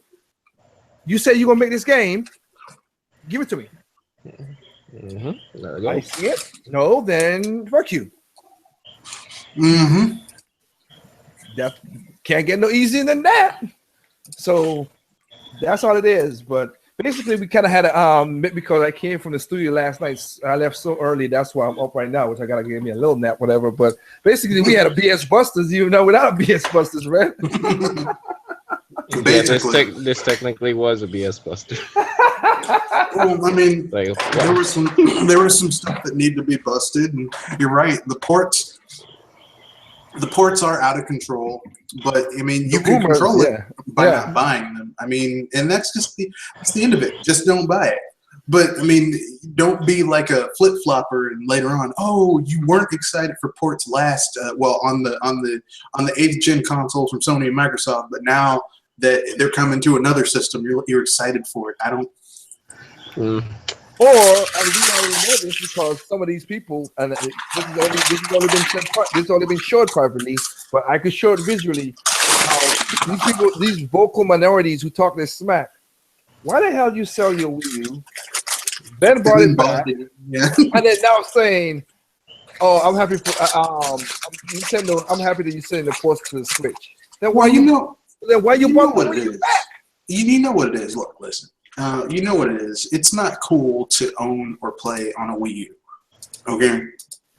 It's not the it system. Like last gen, you could get away with it because the Wii was the it system. Okay. You know, like if you had a Wii, you could explain away, man, there's some fun games on it, but I mean, I got it for Wii Sports and maybe a Zelda game, maybe a Mario Kart, you know? But the Wii U's not the it system to have. Like the only thing that you could have more embarrassingly in your house than a Wii U right now is a Ouya. Wow. Wow. You had to go there, what Red. system you got? I got a Ouya. Man, you had to go there, Red. Well, it's true. I mean, fellas, the Ouya is awesome. What are you talking about, man? Seriously, man, believe. Believe, Oh, man. wow. You guys are more salty than cheese that just ate. Dang. I'm not being salty. I'm telling the truth. Like literally, if you go to someone's house. If you go to someone's house right now, okay? If you go to someone's house right now and you said, "Hey, like, what system do you have?" And someone said, "Well, you know, I've only got one system in my house." And someone would say, "Well, I've got an Xbox One. I've got a PS4." Even the dude's like, "Well, I got a Wii U." They'd be like, "Well, but there's some good savings on that system." But if someone came up there and said, "Oh, I've just got a Ouya," you'd be like, "What the fudge, man?" No. Can't fault them with that. Yeah, I got you. So you know what? It is what it is. Like I said, basically we had a BS Busters, LBC, WTF, Shadowcast. All that shit was in one tonight, literally. That was just one setup. I was like, dang, this is your Thanksgiving, all podcasts in one special. Man, it was worth it though. Oh my god! Like I said, it was a good conversation. I like it. We went and I like that we went all around the show. It still falls back that people are stupid, individuals, smart. So for my saying, so hell.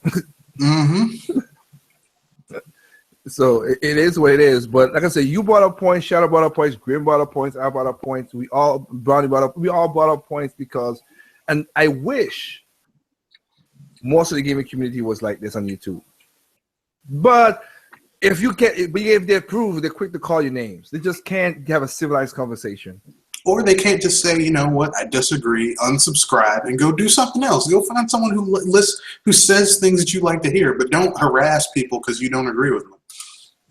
Yeah, and like I said, I am gonna anybody out there right now. I am gonna start putting up the behind the games really, but I'm gonna do basically episode 0 because some of the videos I watched last night when I was at the studio when I was on break, and I look at the stuff, it was like, wow, this needs to be talked about. That's fame. The YouTube fame is a dangerous shit.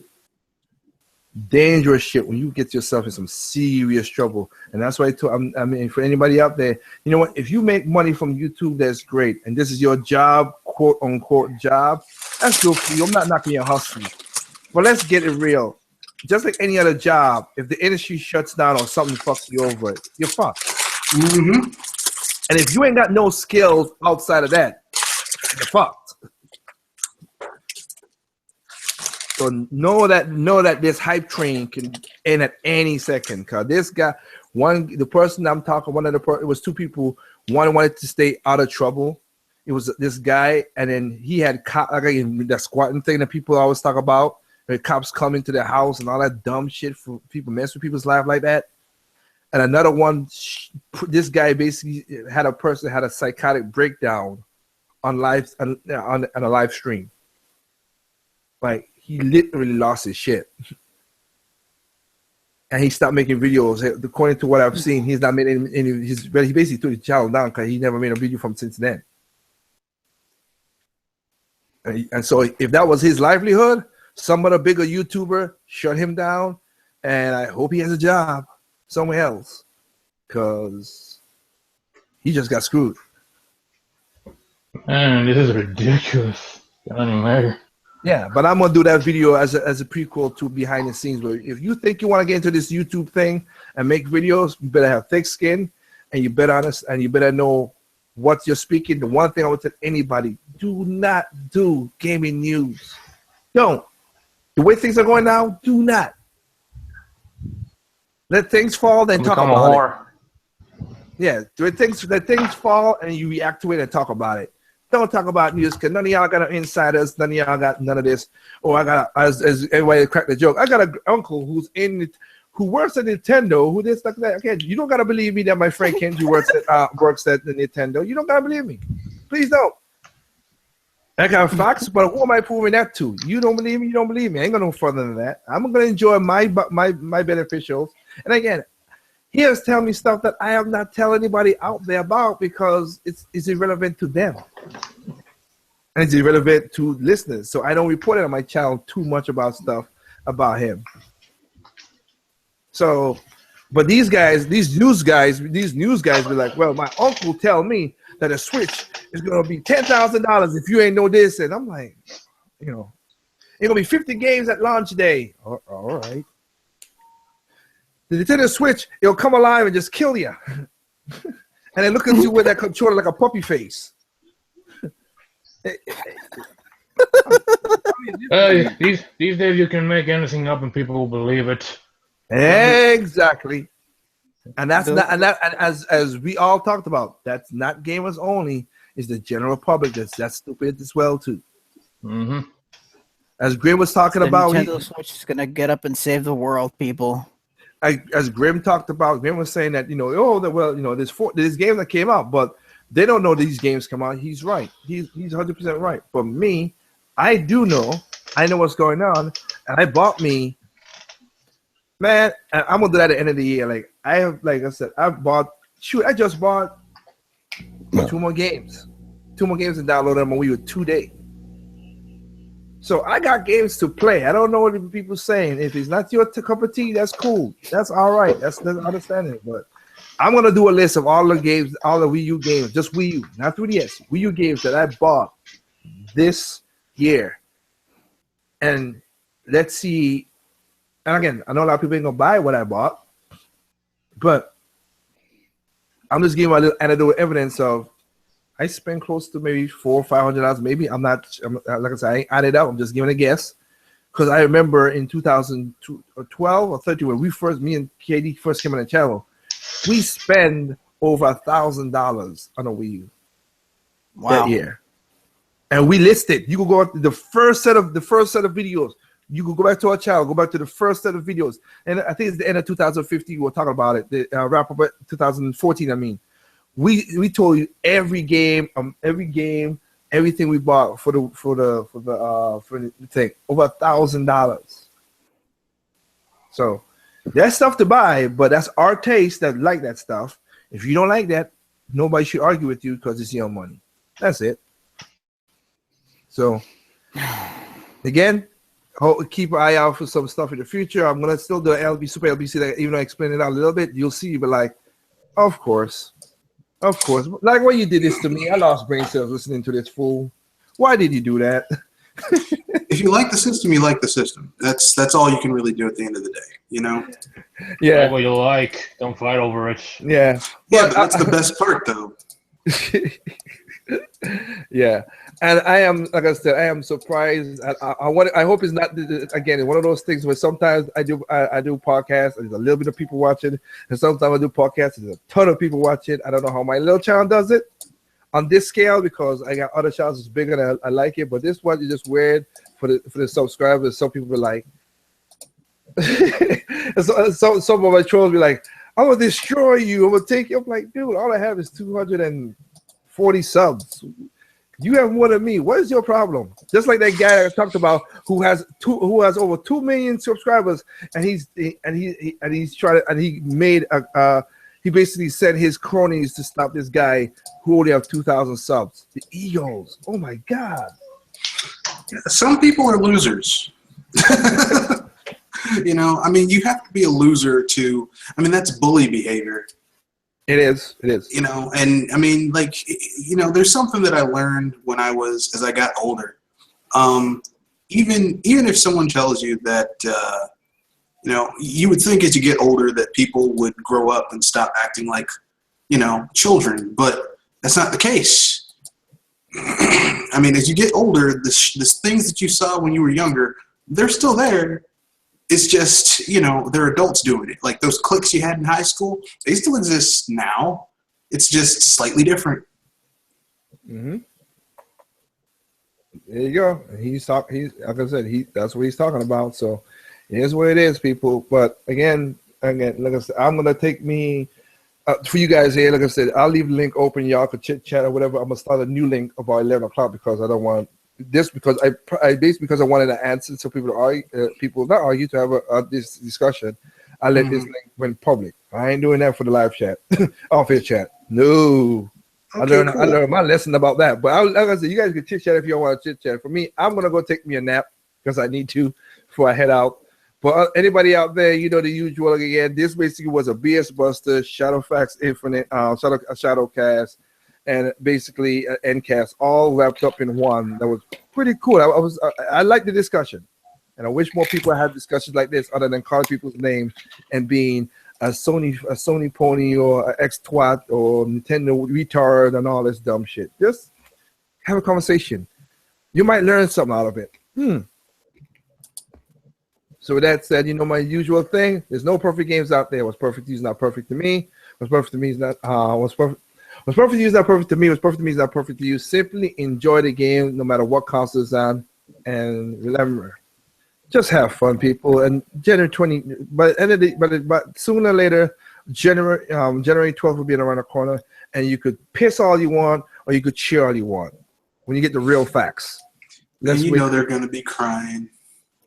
Well, we already know the salt's going to come again. I got cheese right here to sop it up. I mean, this is some good cheese. This is that gourmet shit from my country. So you know this is aged. So are you gonna turn into Arsenio Hall from that Dave Chappelle skit? Damn good cheese. Damn good cheese. And slapping the shit out of people. Some damn good cheese, motherfucker. Oh my goodness, that is I remember that skit. I do remember that skit. Dave Chappelle, you need to bring your show back. Well, Comedy Central was in talks to bring it back because the Saturday Night Live was very good. It was very good. Oh yeah, I mean, look, the dude can still pull it off. I don't know why he walked away. I know why he walked away. Well, I know why he walked away. He explained it. Yeah. But I'm gonna tell you right now, they need to bring just for those characters. If he just did just a skit show with just those characters, it would be totally worth it. Well, hell, that's why I love the one where he did it with we call it on Sunday Night with the Walking Dead. Oh yeah, bubblegum in a dish. How many pieces do you wish? That shit was so funny. It's like it. Oh, well, I'm down here. Oh, one, just begin, two, and then they're like, remember, note to yourself, I gotta try crack. Yeah, because the dude's head was still rolling around. Well, hell, that's what I'm saying. That is as funny as hell to me. So yeah, again, so we hope that works out. But for real though, like I said, it's just like, you know, he's in talks to doing that. I remember people saying that he's in talks to doing that. So that's good for him. But with the game and stuff, like I said, people, it's gonna end of the month is soon. Look, December's right around the corner. Now, Gamers and Laws is gonna have a live podcast about the game award show. I'm gonna tell you right now, I ain't gonna be there. I don't think I'll be there. I could be wrong. I don't think I'll be there. I don't give a rat's ass about the Gamers Awards. Never did and never going to. Because some of the stuff is the most stupidest stuff I've seen, and they're not legitimately. Again, basically, it's a big dick metric contest anyway. Yep. So I don't care. People butthurt that Splatoon win multiplayer of the year last year. Hey, it win. It did not win. Some games that were broken from the beginning get Game of the Year. I don't know how that works, but again, that's how that works. And as I think me read all of us read when we did our Thanksgiving thing when you saw the whole what was it? Influential. If they say influential person on YouTube, then I could accept that. Influential person in the gaming industry? What the? Yeah, that was What was that criteria? Who picked what? This is the problem with dealing with